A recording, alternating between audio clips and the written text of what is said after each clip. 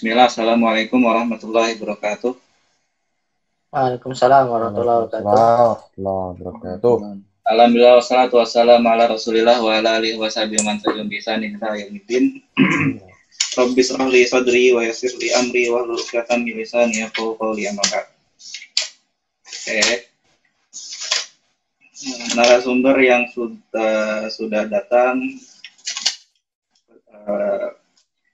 divisi FutureGate yang sudah datang juga, terima kasih atas waktu yang disempatkan. Lalu buat siswa-siswa kelas 12 yang semoga Allah berikan semangat dalam menempuh akhir dari kelas 12 dan juga dipermudah dalam mengikuti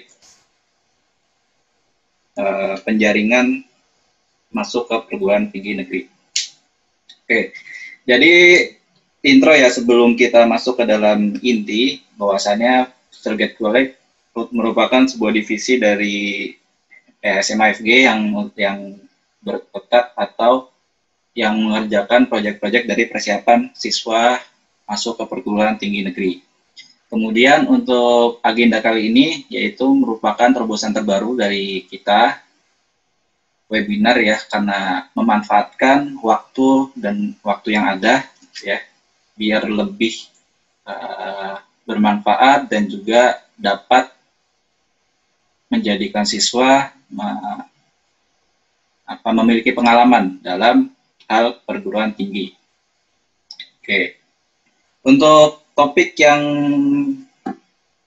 akan dibawakan nanti lebih kepada nyoret siapa nih? Kuliah untuk kebutuhan diri bukan gengsi. Jadi nanti silahkan disimak gitu ya. Bagaimana cara nantinya teman-teman siswa ini dapat memilih perguruan tinggi bukan karena ego, bukan karena gengsi, tapi emang karena butuh. Bagaimana cara tahu itu menjadi sebuah kebutuhan ya dari nanti mungkin dari narasumber akan memberikan parameter atau tips bagaimana cara mencari atau membangkitkan kebutuhan itu. Langsung saja untuk mempersingkat waktu, kita mulai perkenalan ya.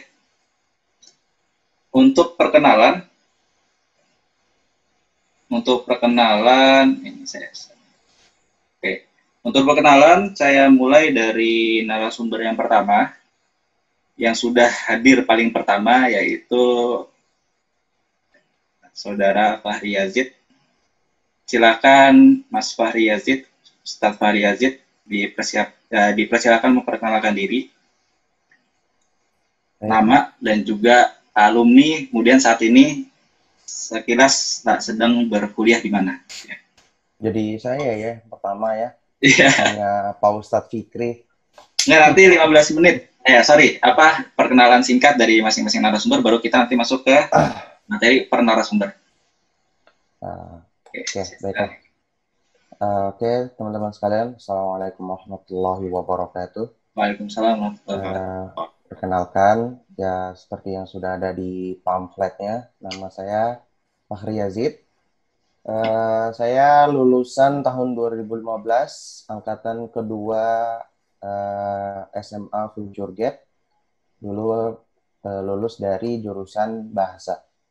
Nah, alhamdulillah untuk sekarang dari tahun 2019 kemarin, 2019 awal sampai sekarang alhamdulillah sedang menjenjang kuliah di Universitas Islam Madinah. Lebih tepatnya sekarang sudah masuk di semester 4. Alhamdulillah. Itu aja, Ustadz Zubair. Oke, terima kasih. Sekarang kita lanjut ke Fikri Maulana Fareza ya. Silakan. Enaknya manggil apa nih? Fikri aja, Ustadz manggil. Oh ya. Silakan Fikri. Bismillahirrahmanirrahim. Masya Allah. Tadi singkat banget ya tausiah dari Ustadz Fahri Yazidnya ya. Oh, cuma perkenalan aja ya. Selamat pagi untuk teman-teman semua.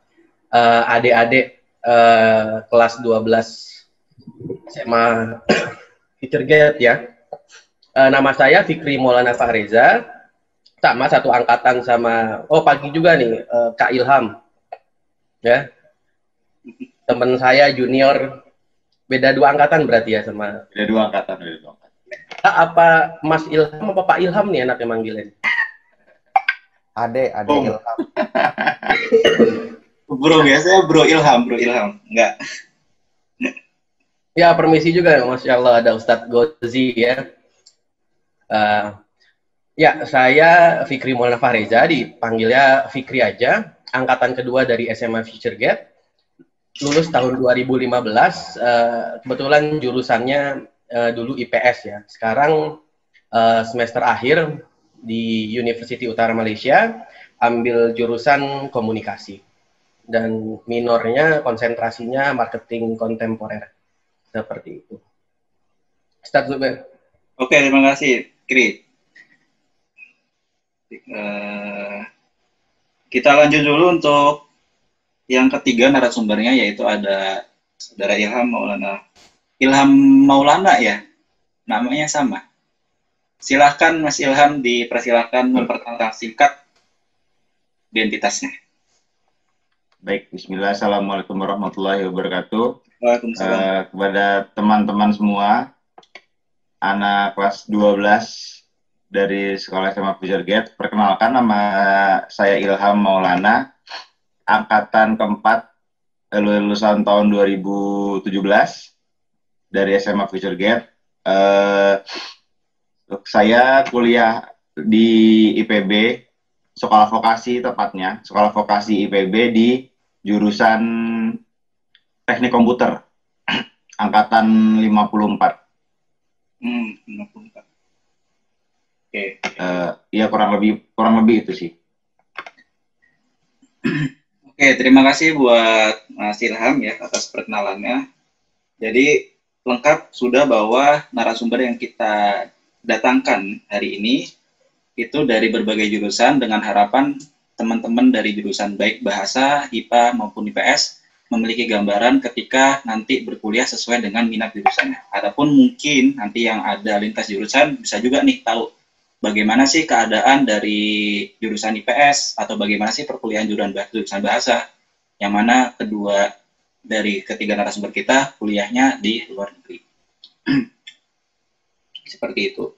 Lalu tadi ya sudah jelaskan bahwa memang masing-masing narasumber merupakan alumni dari SMA Future Gate. Untuk Mas Fahri dan Fikri Maulana itu seangkatan sama saya ya. Kebetulan juga rezekinya dapat luar negeri gitu ya, Masya Allah. Adapun saya ya masih di Indonesia aja rezekinya. Untuk Ilham Maulana, angkatan 4, teman saya juga gitu ya. Tim basket dulu ya ketika di FG ya. Yang mana belum pernah juara gitu kan. Nggak tahu kalau sekarang udah pernah juara atau belum. Gitu. Alhamdulillah untuk Ilham, jurusan IPA, ngambilnya teknik komputer. Masih dalam satu passion ya. Di mana anak-anak laki-laki biasanya kalau nggak ngambilnya di IPA ya, kalau nggak ngambilnya teknik ya, biasanya ya teknik gitu kan. Lebih bergengsinya kalau laki-laki. Atau kedokteran langsung. Oke, langsung lanjut untuk agenda setelahnya. Jadi lupa saya bacakan untuk agenda kita pagi ini. Yang pertama tadi presensi peserta sudah kita lakukan, kemudian perkenalan sudah kita lakukan. Nanti setelah itu akan ada materi singkat dari narasumber kita, Mas Fikri. Kemudian nanti setelah Mas Fikri selesai akan ada Mas Fahri Yazid.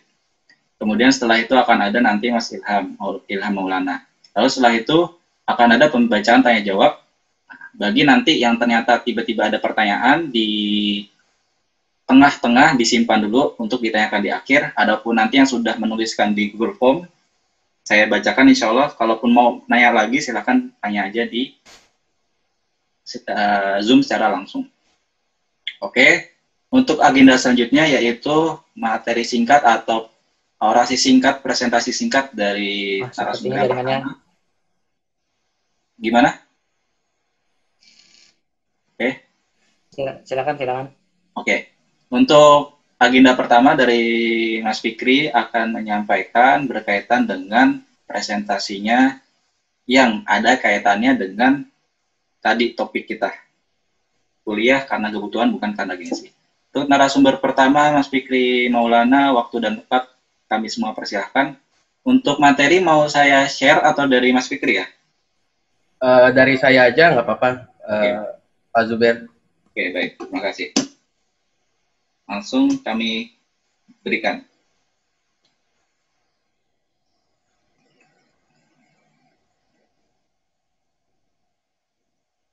Oke, sebelumnya untuk siswa diminta untuk tidak mencoret-coret ya, karena biasanya bisa dicoret-coret dari device siswa. Oke, silakan. Bismillahirrahmanirrahim. Assalamualaikum warahmatullahi wabarakatuh. Waalaikumsalam warahmatullahi wabarakatuh.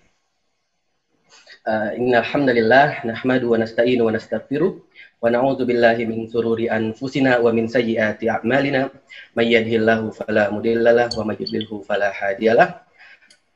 Amma ba'du, puji syukur kehadirat Allah Subhanahu wa taala, zat yang memberikan kita nikmat sampai hari ini, nikmat iman, nikmat Islam dan juga kesehatan. Serta salawat serta salam tak lupa kita curahkan kepada Nabi besar Nabi Allah, Nabi Muhammad SAW, kepada para keluarga, sahabatnya, dan pengikutnya hingga akhir zaman. Ya, selamat pagi untuk teman-teman semua.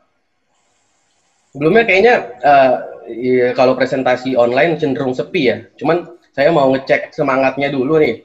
Buat teman-teman mungkin bisa dinyalain kameranya teman-teman semua yang kameranya masih mati. Dan juga bisa dinyalain mikrofonnya. Nanti saya akan tanya pagi, saya minta teman-teman semua untuk kompak pagi.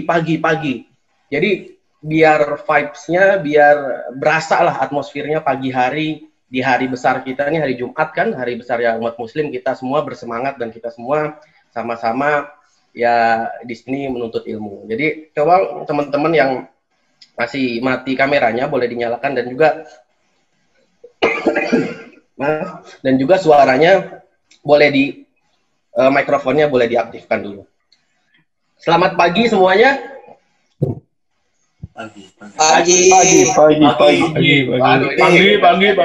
Di kasur masih ada. Pagi. Kita yang ngomong Is. coba sekali lagi ya. Harus kompak ya. Ya, biar kompak.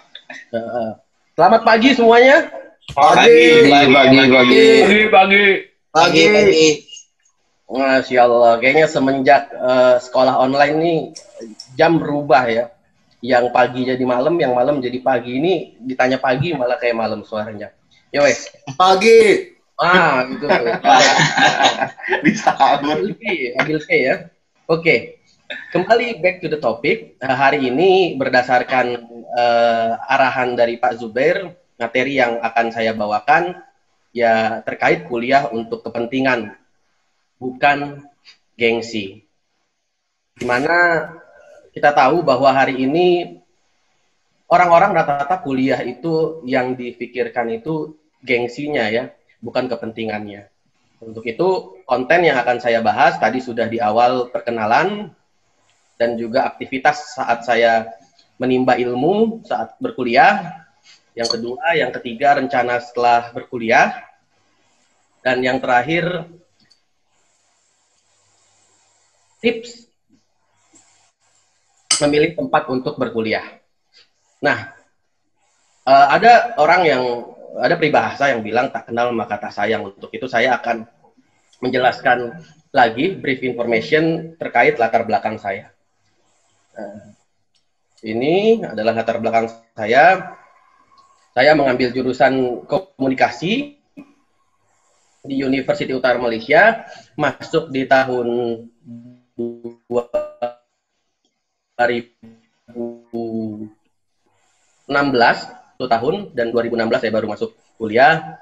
Lahir di Jakarta 2 Juli 1997, dan juga memiliki pengalaman menjadi pemimpin di Karang Taruna wilayah. Di kampus juga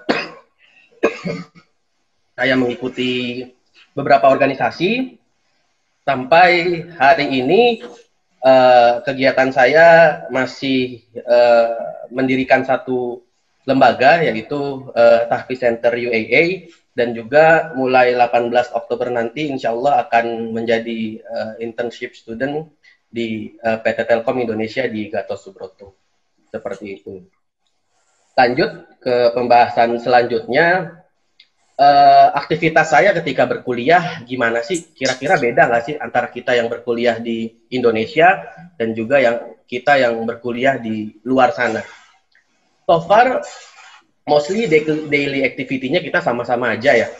Aktivitas saat berkuliah di Indonesia maupun di Malaysia itu ya tergantung kitanya juga gitu loh.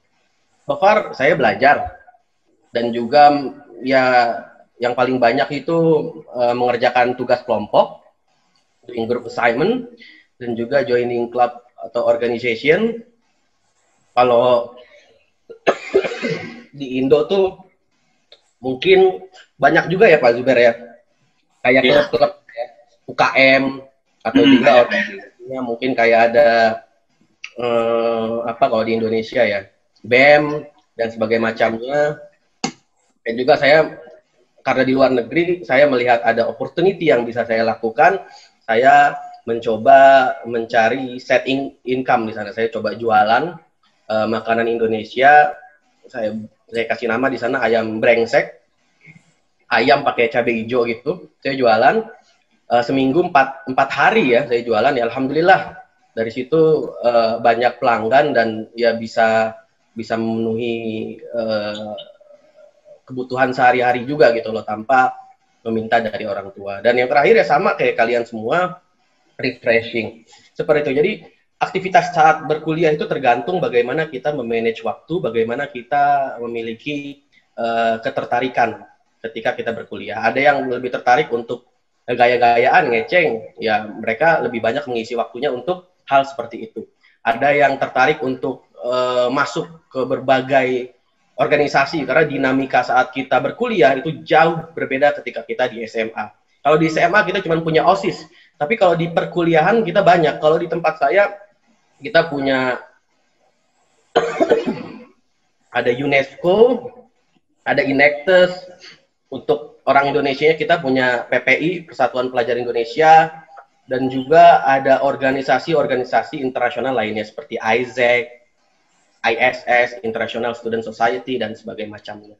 Seperti itu. So far, ya kalau aktivitas saat berkuliah itu kembali lagi dengan diri kita masing-masing. Ada yang kupu-kupu, kuliah pulang.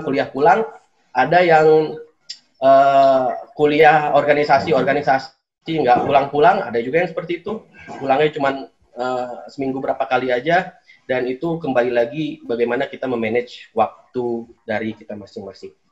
Nah, ini salah satu kegiatan organisasi yang saya geluti di kampus. Mungkin teman-teman bisa lihat juga. Coba saya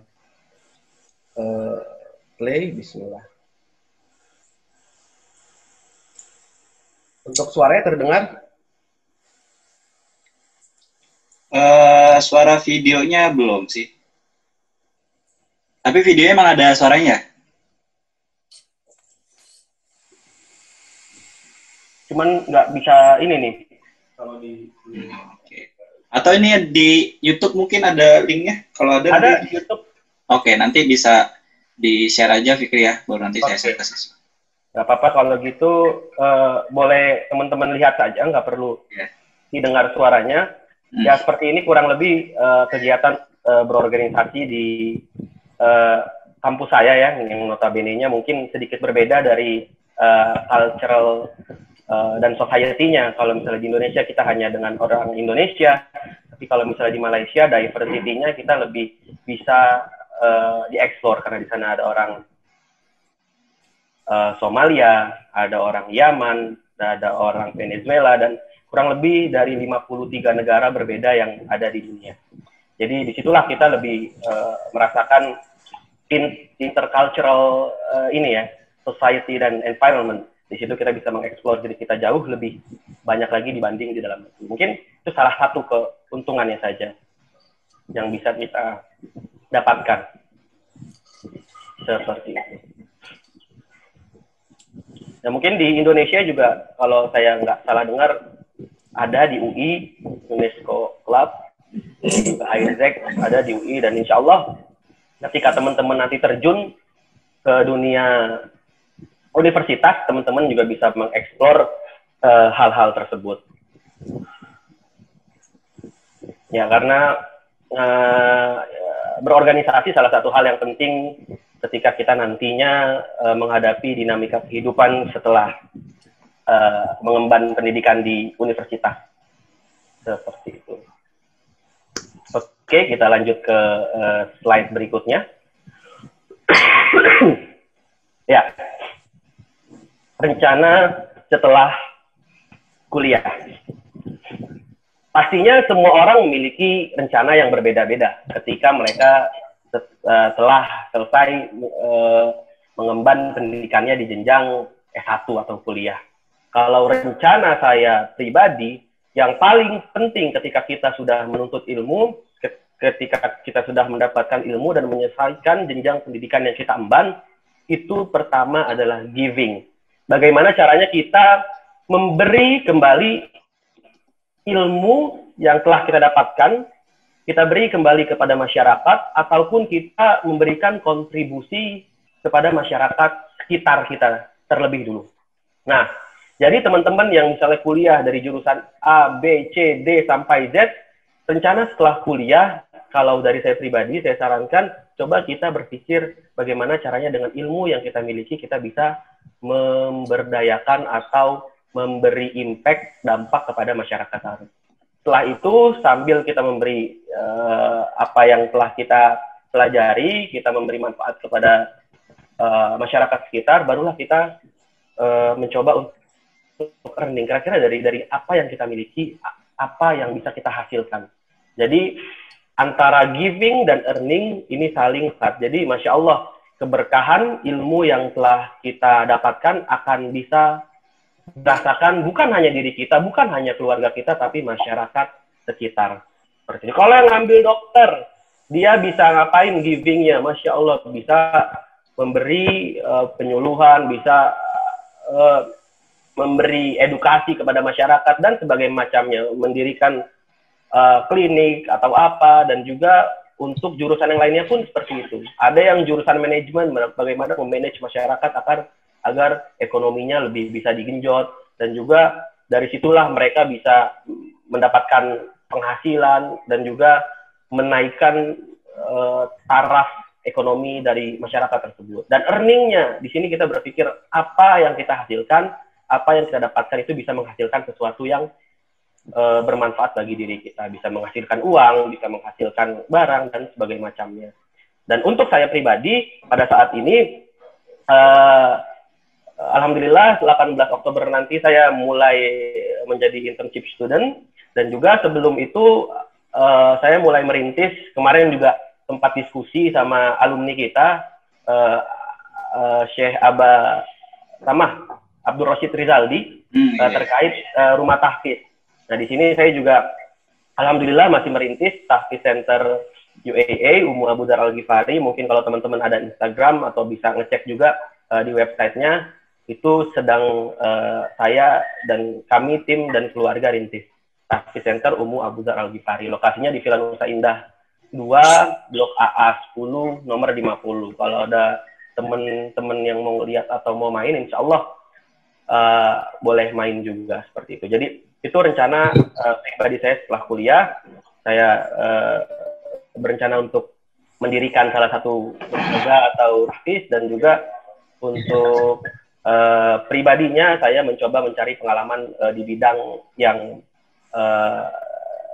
saya geluti, yaitu komunikasi. Dan selanjutnya, ini rencana setelah kuliah, karena sebetulnya saya sekarang di kampus Alhamdulillah sudah selesai, kemarin sudah submit tesis, skripsi.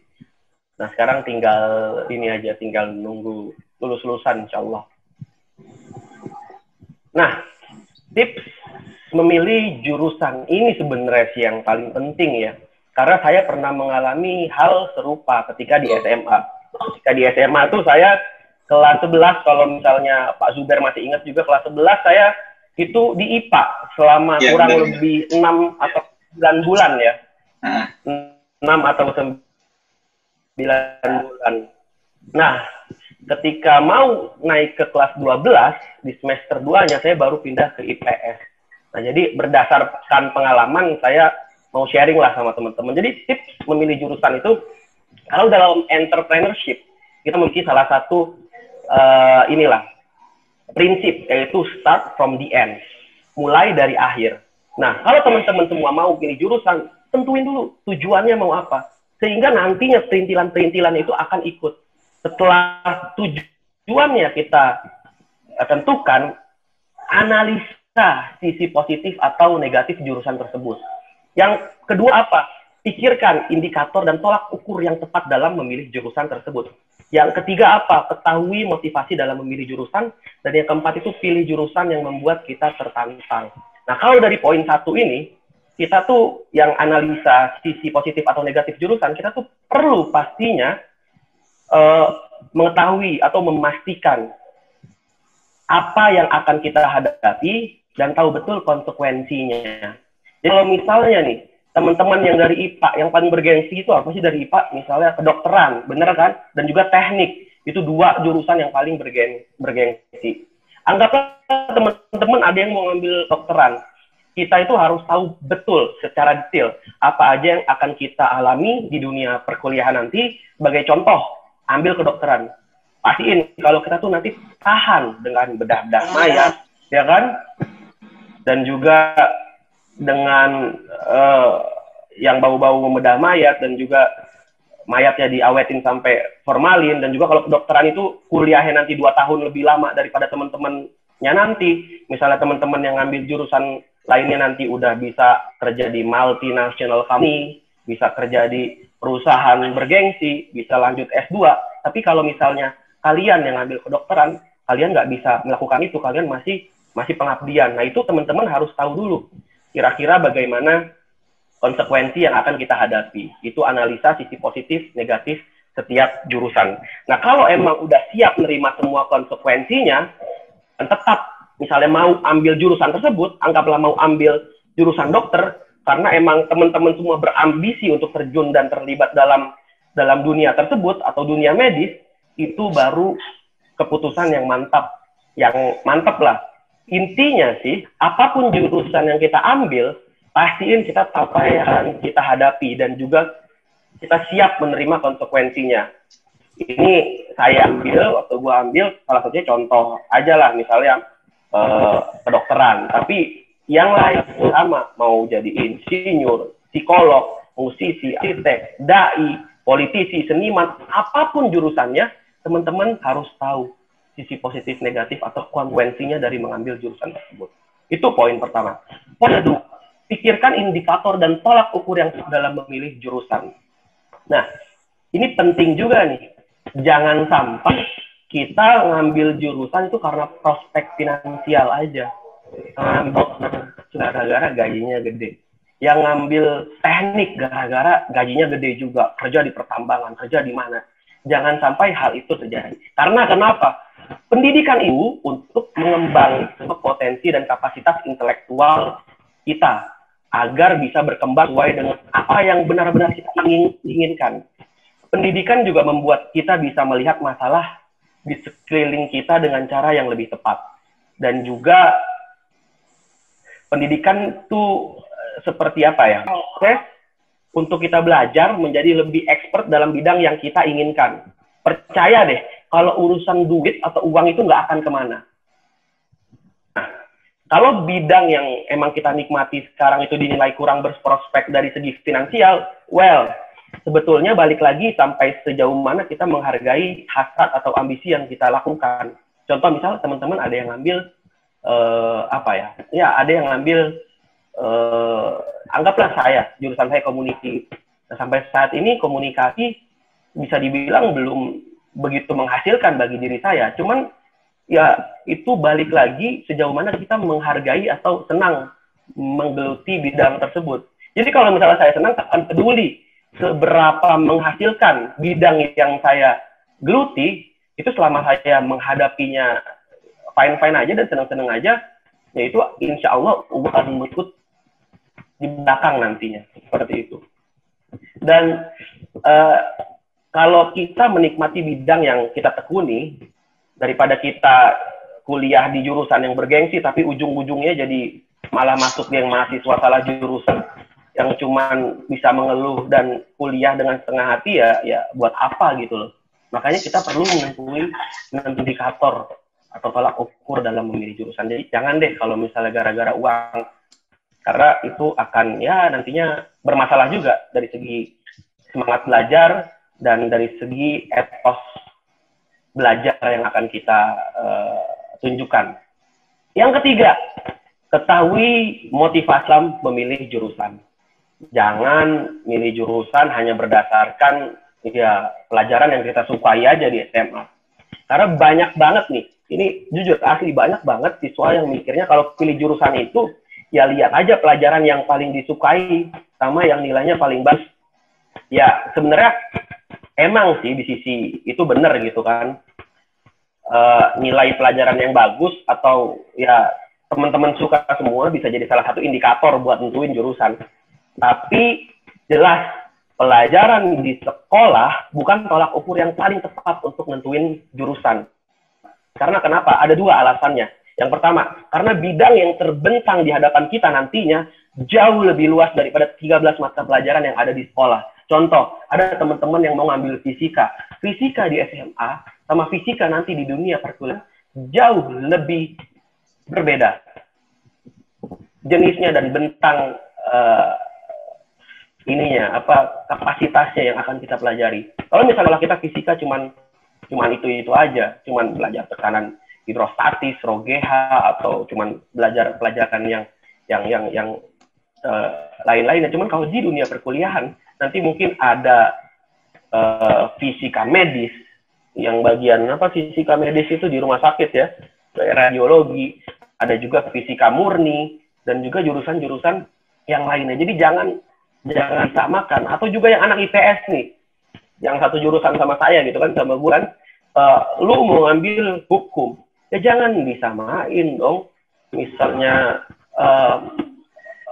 apa bisa pelajari misalnya di SMA dan juga nanti hukum yang akan kita pelajari di kuliah nanti pasti bentang ilmunya jauh lebih berbeda. Kalau di kampus ada hukum pidana, perdata, juga ada hukum bisnis dan sebagainya macamnya. Itu yang harus jadi kita jadikan sebagai pertimbangan juga. Jadi jangan cuma lihat dari sudut pandang 13 mata pelajaran yang selama ini kita pelajarin selama 12 tahun aja. Lihat dari sisi yang lebih detail lagi. Dan yang kedua, ya lo bakal kebingungan sendiri kalau misalnya pakai standar ukuran pelajaran sekolah, karena ya itu nggak bisa kita jadikan tolak ukur untuk kita ngambil jurusan di perkuliahan nanti. Jadi jangan mentang-mentang nilai biologinya bagus, nanti ngambil biologi. Jangan pakai tolak ukur seperti itu. Minimal kita melakukan riset dulu. Kalau misalnya ini benar-benar kita nikmati, kita passion ada di situ, ya baru sok mangga ambil dan insya Allah akan menjadi keputusan yang amat matang dan amat mantap untuk teman-teman semua. Dan mudah-mudahan teman-teman bisa menjadi expert dalam bidang tersebut. Bukan hanya expert, atau mungkin menjadi orang yang menemukan inovasi dalam bidang tersebut. Seperti itu. Itu poin ketahui motivasi dalam memilih jurusan. Yang terakhir nih. Oke, Mas Fikri. Maaf potong ya. 2 menit lagi, Mas ya. Oke, yang terakhir nih. Ini jurusan yang membuat kita tertantang.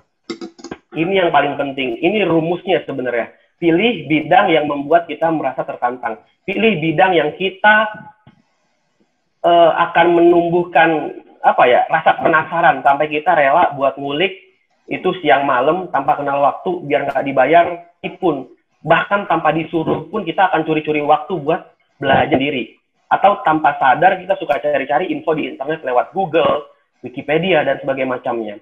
Pilih jurusan yang memicu sense of wonder dalam diri kita.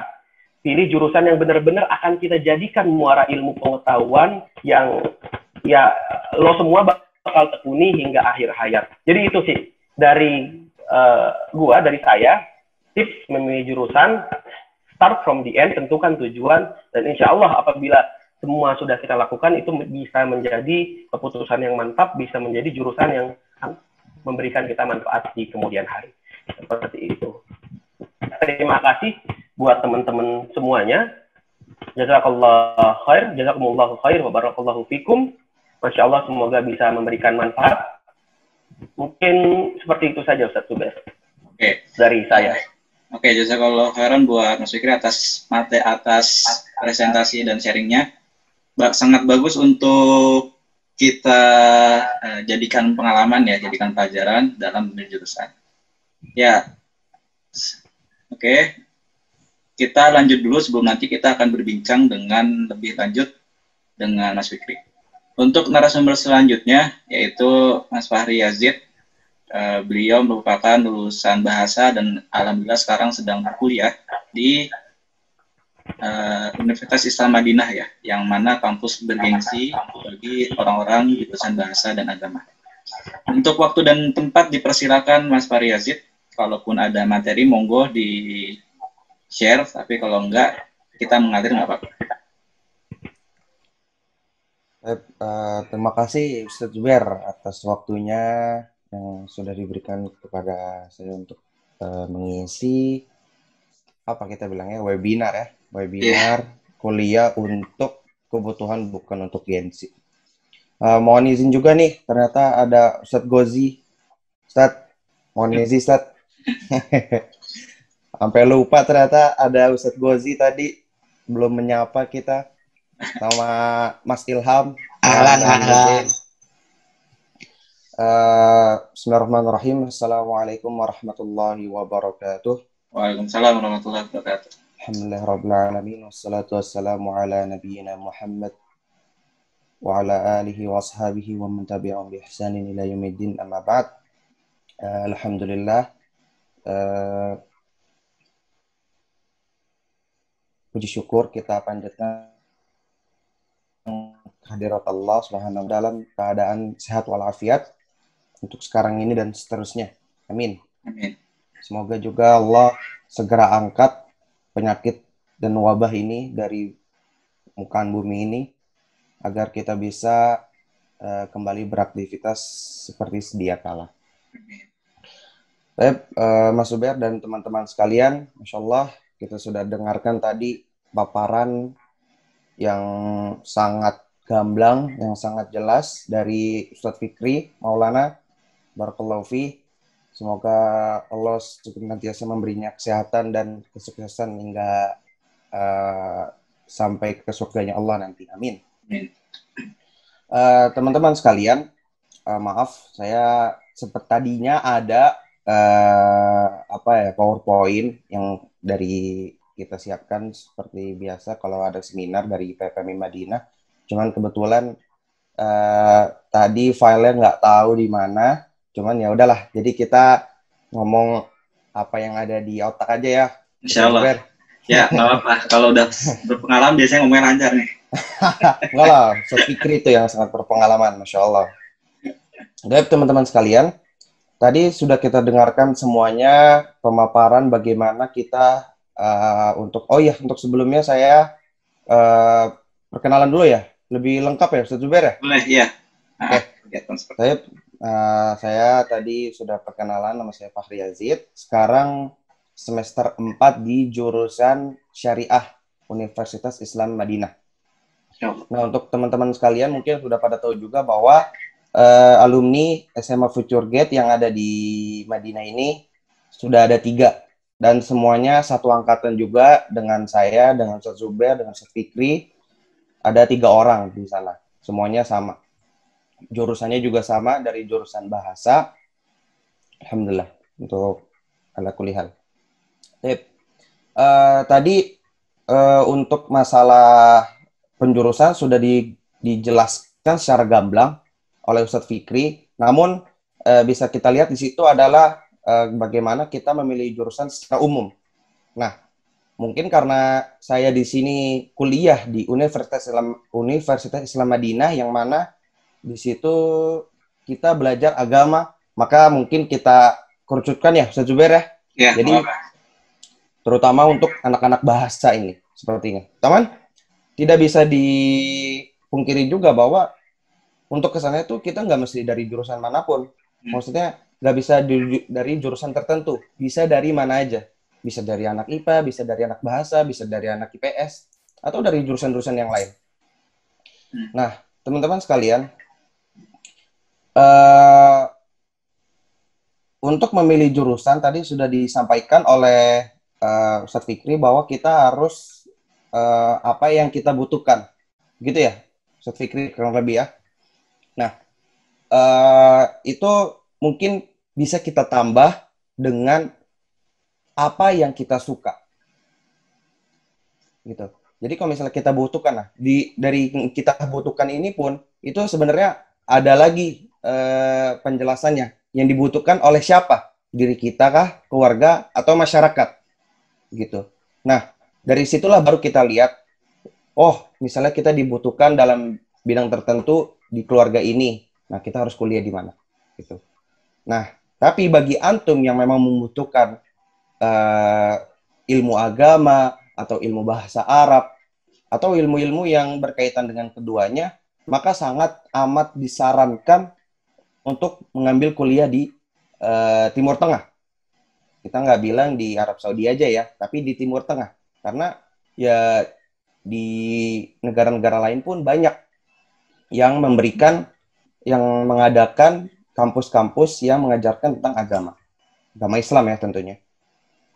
Nah, teman-teman sekalian, khususnya anak-anak bahasa nih, bagi yang ingin sekali kuliah di Timur Tengah secara umum atau di Arab Saudi, di Madinah secara khusus, maka sangat disarankan dari sekarang adalah dari kita adalah meluruskan dulu niat. Itu yang paling penting, karena kuliah di Madinah itu sangat banyak ujiannya. Kita nggak bisa lihat, kita mungkin tahu lah ya, kalau Madinah, oh kotanya baik, orang-orangnya baik. Tapi kalau kita sudah berkecimpung di situ, sudah tenggelam di kota Madinah, kita akan tahu apa aja ujian-ujian dan fitnah-fitnah yang ada di sana. Maka dari sekarang lah, bagi antum-antum yang akan kuliah ke Madinah atau negara-negara lain atau kota-kota lain, maka dari sekarang luruskannya. Pun juga bagi antum yang mau kuliah dimanapun, nggak mesti di Timur Tengah, bahwa yang dari awal adalah luruskan dulu niatnya. Gitu, teman-teman sekalian. Nah, tadi sudah saya singgung sempat bahwa apa yang kamu suka itu bisa jadi parameter untuk mengambil jurusan. Iya betul, karena kita jangan sampai terpaku dengan orang lain. Kita boleh meminta apa istilahnya ya, solusi atau jalan keluar. Wah, kita harus ambil apa nih? Kita harus kuliah di mana? Itu boleh kita bercerita atau meminta komentar dari orang. Tapi itu jangan dijadikan parameter. Parameternya adalah tetap diri kita sendiri. Kemudian kita lihat di sekeliling kita, keluarga atau masyarakat. Nah, itulah yang dijadikan parameter utama untuk memilih kuliah atau jurusan. Nah, untuk teman-teman sekalian ya yang ingin mengambil kuliah agama, saya pribadi sangat menyarankan kalau kita punya kesempatan kuliah di Timur Tengah, khususnya di Madinah, kenapa enggak? Karena ya kita sudah tahu banget dan mungkin dari kita juga sudah paham banget bagaimana keutamaan kota Madinah. Banyak sekali ya sabda Rasul yang menjelaskan tentang keutamaan Madinah. Salah satunya adalah Rasulullah SAW, innal iman la ya'rizu ilal Madinah kama ta'rizul hayya ila juhriha. Atau kama qala. Jadi iman akan kembali ke kota Madinah sebagaimana seperti seekor ular yang kembali ke sarangnya. Jadi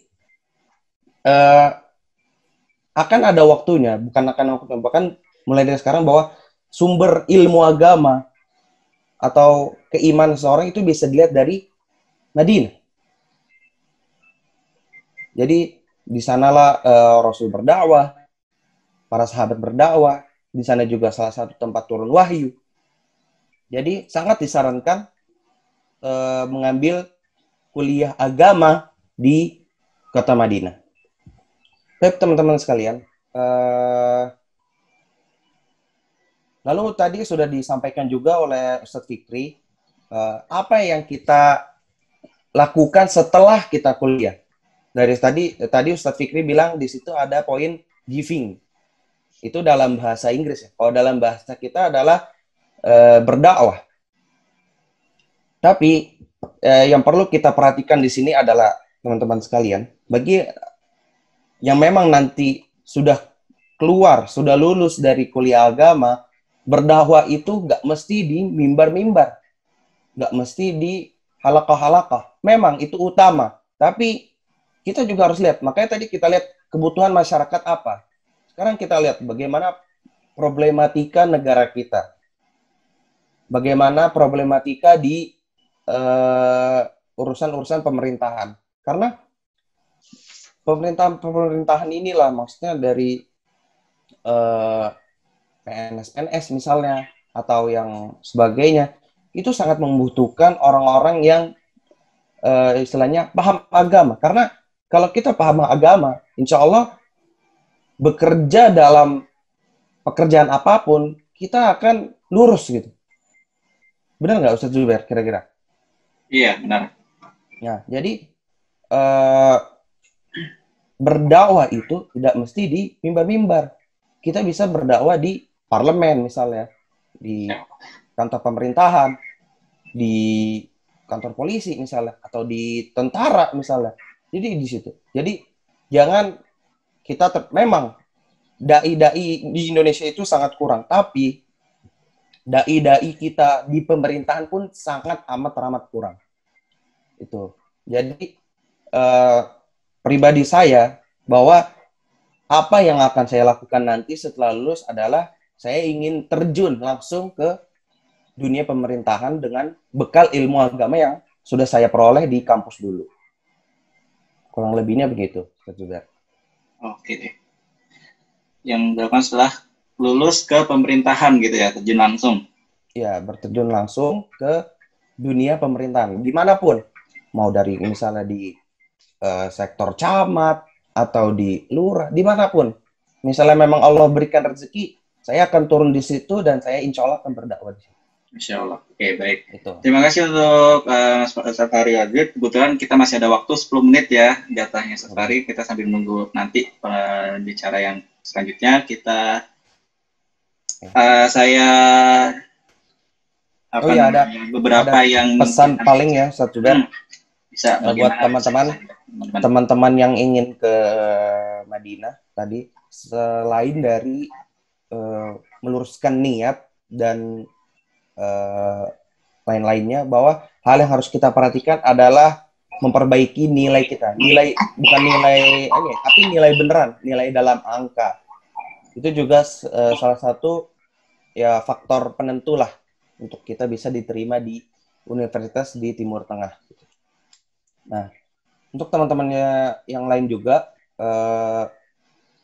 bahwa kesempatan kuliah di sana tuh sangat langka gitu. Jadi kalau misalnya nanti antum ini udah pada lulus belum kan ya? Belum kan. Nah, kalau misalnya antum nanti sudah lulus dan melihat ada kesempatan ke sana, maka langsung kejar. Nggak usah ditunggu-tunggu lagi. Nunggu sini, nggak usah. Jadi langsung misalnya ada pendaftaran di kampus apa, langsung daftar aja. Gak mesti di Madinah. Maksudnya di Timur Tengah ada pembukaan atau pendaftaran kuliah, kampus, langsung daftar aja. Gak usah nunggu apa-apa lagi. Mungkin itu aja sebetulnya. Oke. Terima kasih buat Safari atas sharingnya, pengalamannya berkaitan dengan perkuliahan di Universitas Al-Madinah. Oke. Ada beberapa hal yang mungkin mau saya tambahkan gitu ya dari Safari. Kira-kira waktu perkuliahan sama 4 semester ini ikut organisasi apa ya, Sat? Oh iya benar. Iya. Selain dari kuliah di kampus, alhamdulillah kemarin juga sempat sampai sekarang ini ikut di PPMI Madinah, di Persatuan Pelajar Mahasiswa Indonesia Madinah. Tuh. Walaupun maksudnya statusnya masih kader, tapi istilahnya dari situ sebenarnya kita bisa sangat belajar bagaimana caranya berorganisasi, bagaimana caranya bermusyawarah. Karena ya kuliah kita dapat ilmu, tapi bagaimana cara berdakwahnya tadi, yaitu dengan berorganisasi. Karena ya acara-acara dari PPMI-nya ini pun banyak gitu. Apalagi kalau misalnya kita lagi liburan panjang ini, itu pasti kalau nggak ini ya, kalau dalam keadaan normal ya, itu pasti ada acara kayak safari dakwah, atau ada acara macam-macam lah. Kayak buat seminar kayak gini ke sekolah-sekolah gitu, Zubair. Oke. Terus juga tadi sempat disinggung bahwa ternyata ketika mau masuk Universitas Islam Madinah ataupun Timur Tengah secara umum, nggak melulu dari jurusan bahasa maupun agama ya. Bisa tadi dari IPA, IPS, atau Iya. apapun jurusannya. Iya. Nah, kira-kira ada nggak nih syarat umum yang kira-kira harus dipersiapkan dari awal biar nanti nggak mendadak ketika ada pembukaan? Nah, Gitu. itu tadi Ustaz Zubair. Saya udah bilang tadi bahwa kita harus memperbagus nilai kita, nilai ijazah. Oh, nilai ya. Oke. Ya.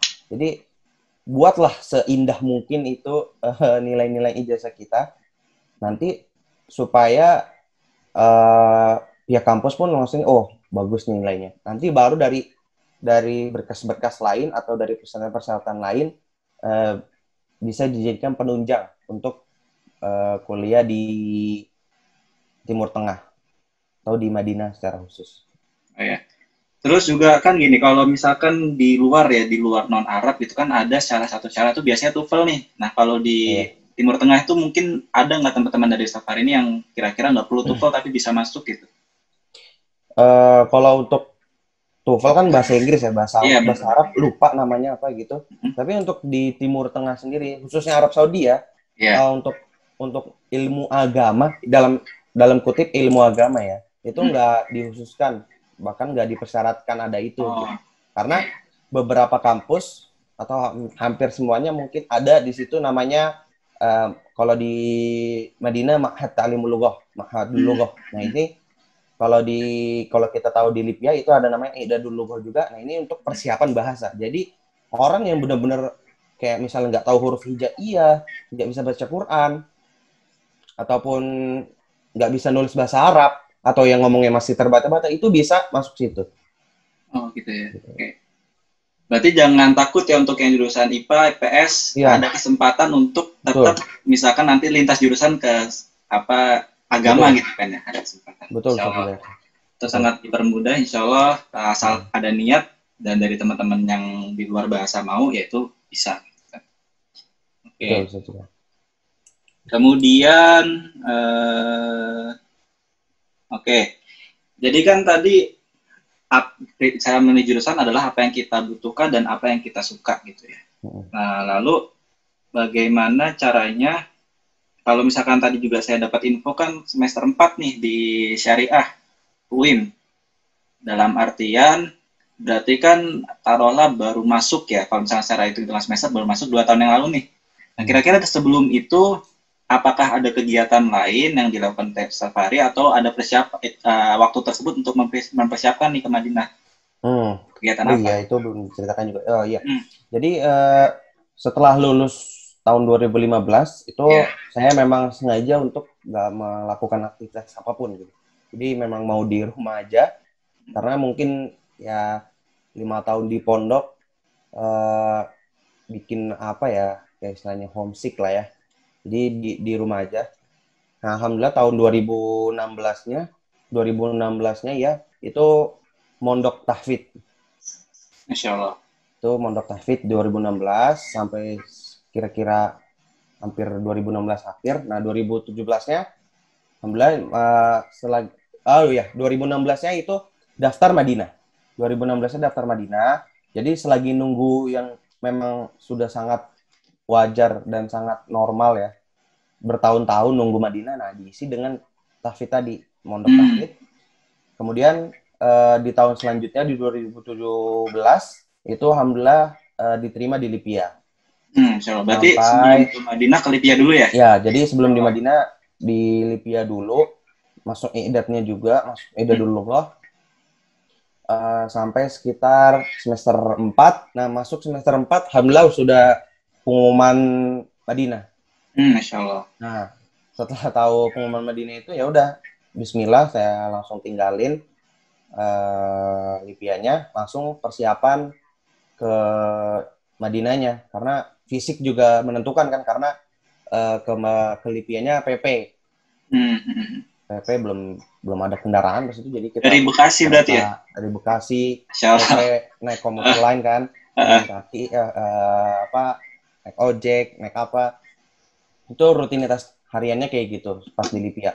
Nah setelah tahu-tahu muncul pengumuman diterima di Madinah, langsung ditinggalin, langsung fokus ke apa kita bilang bed rest ya. Jadi karena memang dulu ada sempat penyakit yang dilarang juga di Saudi, jadinya bed rest, kita ikut apa namanya kayak semacam pengobatan lah gitu-gitu. Akhirnya ya udah alhamdulillah sembuh, alhamdulillah bisa berangkat ke Madinah. Insya Allah. Jadi dapat saya simpulkan bahwa ketika nanti mau kuliah di Madinah, kasusnya kita daftarnya tuh jauh-jauh hari ya, karena kan memang pengumumannya Betul. juga nggak langsung. Betul. Kalau memang Dan- rezekinya keterima, Oh iya benar Ustaz Zubair. Jadi kalau misalnya sudah daftar Madinah, bukan berarti kita langsung foya-foya leha-leha enggak. Tapi langsung cari kesibukan yang lain supaya kita lupa kalau kita tuh lagi nunggu pengumuman itu. Masya Allah ya benar. Gitu. Jadi kalau misalnya kita daftar Madinah, kemudian mau diisi dengan kuliah di universitas lain dulu, itu nggak masalah. Bahkan sangat disarankan seperti itu, Ustaz Zubair. Insya Allah. Benar sekali bahwa untuk mengisi kosongan tadi, alhamdulillah bahkan Safari pun mengisi kekosongan dengan tahfidz dan juga tadi sempat di Lipia ya. Kan Iya. Lipia pun juga merupakan istilahnya yang menjadi bergengsi primadona atau menjadi yang tujuan utama nih buat yang lulusan agama gitu. Insya Allah. Oke baik, nanti kita lanjutkan untuk Safari. Kita terima kasih dan jazakallahu khairan atas pengalaman dan sharingnya. Kita lanjutkan dulu ke narasumber yang ketiga, Ilham Maulana. Kira-kira sudah ada belum ya? Ada. Bisa. Insya Allah sudah ada. Silakan waktu dan tempat untuk Mas Ilham dari perwakilan jurusan IPA yang sekarang ngambil berkuliah di IPB University. Waktu dan tempat kami persilakan. Ada sosialisasi. Baik. Bismillah. Assalamualaikum warahmatullahi wabarakatuh. Assalamualaikum warahmatullahi wabarakatuh. Waalaikumsalam warahmatullahi wabarakatuh. Suara kedengeran, Pak Zubair? Insya Allah kedengaran lancar. Alhamdulillah, wassalatu wassalamu ala rasulillah, amma ba'du. Buat teman-teman kelas 12 ini nggak ada suaranya, ini kemana ini, ayo? Coba dinyalain mic-nya. Bilang hadir Pak, hadir.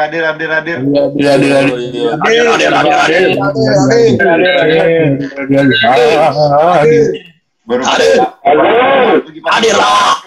Hadir, Pak. Hadir. Bangun. Jadi pada rebah. Biasa Mas Ilham, anak FG itu malu-malu sebenarnya kalau diajak diskusi. Tapi aslinya mah ya begitu. Iya. Ya udah nih lanjut aja.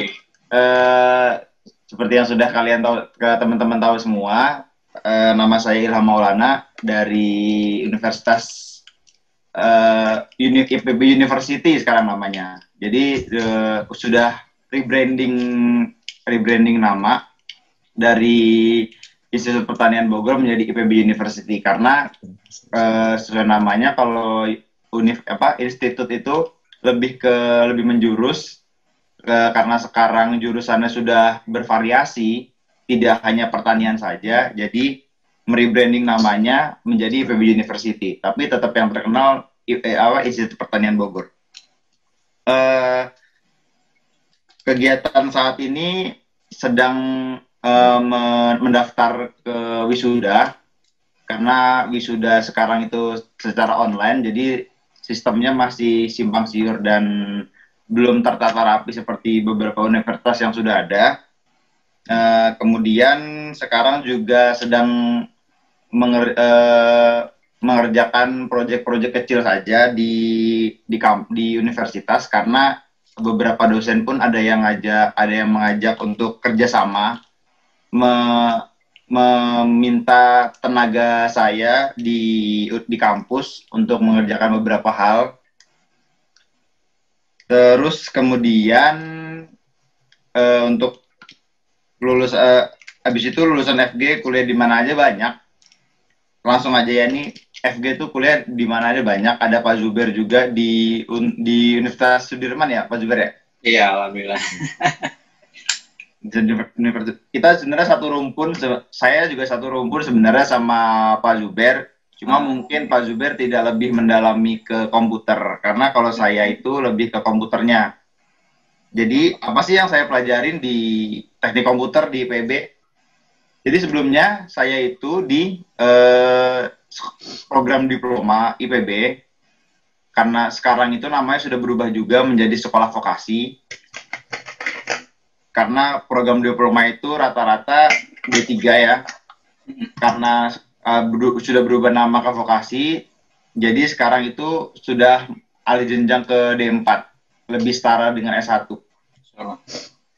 Jadi makanya ada teknik komputer juga. Karena pertanian juga tidak hanya bertani dan bercocok tanam dan nyangkul aja, tapi juga butuh teknologi karena sekarang sudah di zaman industri 4.0 kan.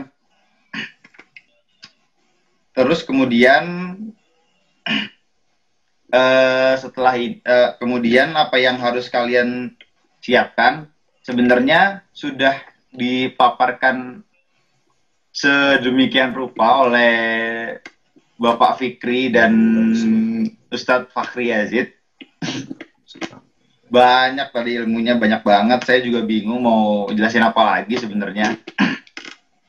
Yang sebenarnya saya menurut pengalaman pribadi aja sih sebenarnya. Saya bakal cerita pengalaman pribadi aja. Habis lulus kuliah tuh apa sih yang harus dipersiapkan? Bagi saya yang harus dipersiapkan adalah pertama mental. Karena kalau kalian cuma belajar aja, ketika ujian nanti mental kalian bisa down tiba-tiba secara cepat. Bisa 180 derajat ketika ujian, pasti itu pasti. Itu sudah saya rasakan ketika ujian SBMPTN pertama kali. Aku nyantai gitu kan. Lalu kemudian yang harus dipersiapkan adalah yaitu lagi ilmunya. Karena kalian sudah kelas 12 ya. Jadi lebih banyak lagi mengerjakan soal-soal bagi kelas IPA dan IPS, terutama jika yang ingin berkuliah di universitas di Indonesia. Karena banyak tuh soal-soal ujian yang harus dikerjakan kan, dan banyak yang lebih sulit, karena setiap tahun ujiannya pun soalnya levelnya meningkat gitu. Terus kuliah nih di Indonesia terutama, aktivitas kuliah di Indonesia tuh apa aja sih? Mungkin tadi juga hampir mirip sama kayak Bapak Fikri. Kuliah di luar negeri itu sama sebenarnya, kurang lebih kayak di Indonesia. Mungkin seperti kayak organisasi, belajar pun pasti, yang mau bekerja part-time juga boleh. Sama kalau misalnya ada yang mau berorganisasi, silahkan, nggak apa-apa. Dibolehkan, cuma jangan terlalu diporsir karena nanti akan mengganggu aktivitas belajar. Itu sudah pasti. Karena organisasi dan belajar itu bisa berjalan bareng, tapi harus sesuai porsinya. Itu sih kurang lebih yang saya rasakan selama 3 tahun belajar ini. Sama bekerja, kalau ada teman-teman yang ingin menambah penghasilan, bisa bekerja part-time jika waktunya ada.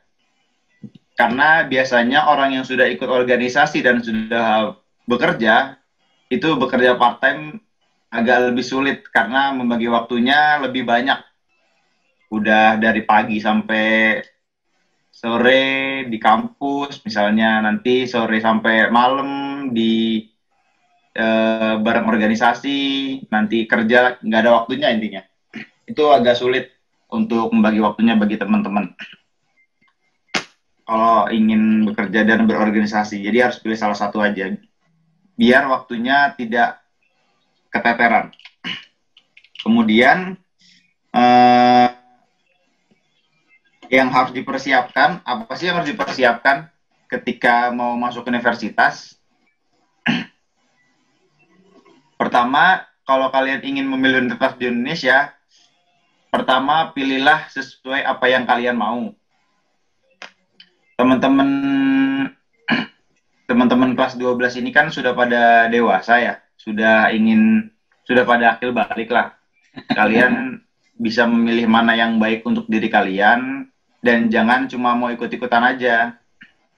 Karena beberapa dari pengalaman saya dari cerita teman-teman tuh banyak yang ingin kuliah hanya ingin mengikuti orang tua aja, mau di universitas yang terbaik di sini di situ, tapi ternyata tidak sesuai sama minat kalian.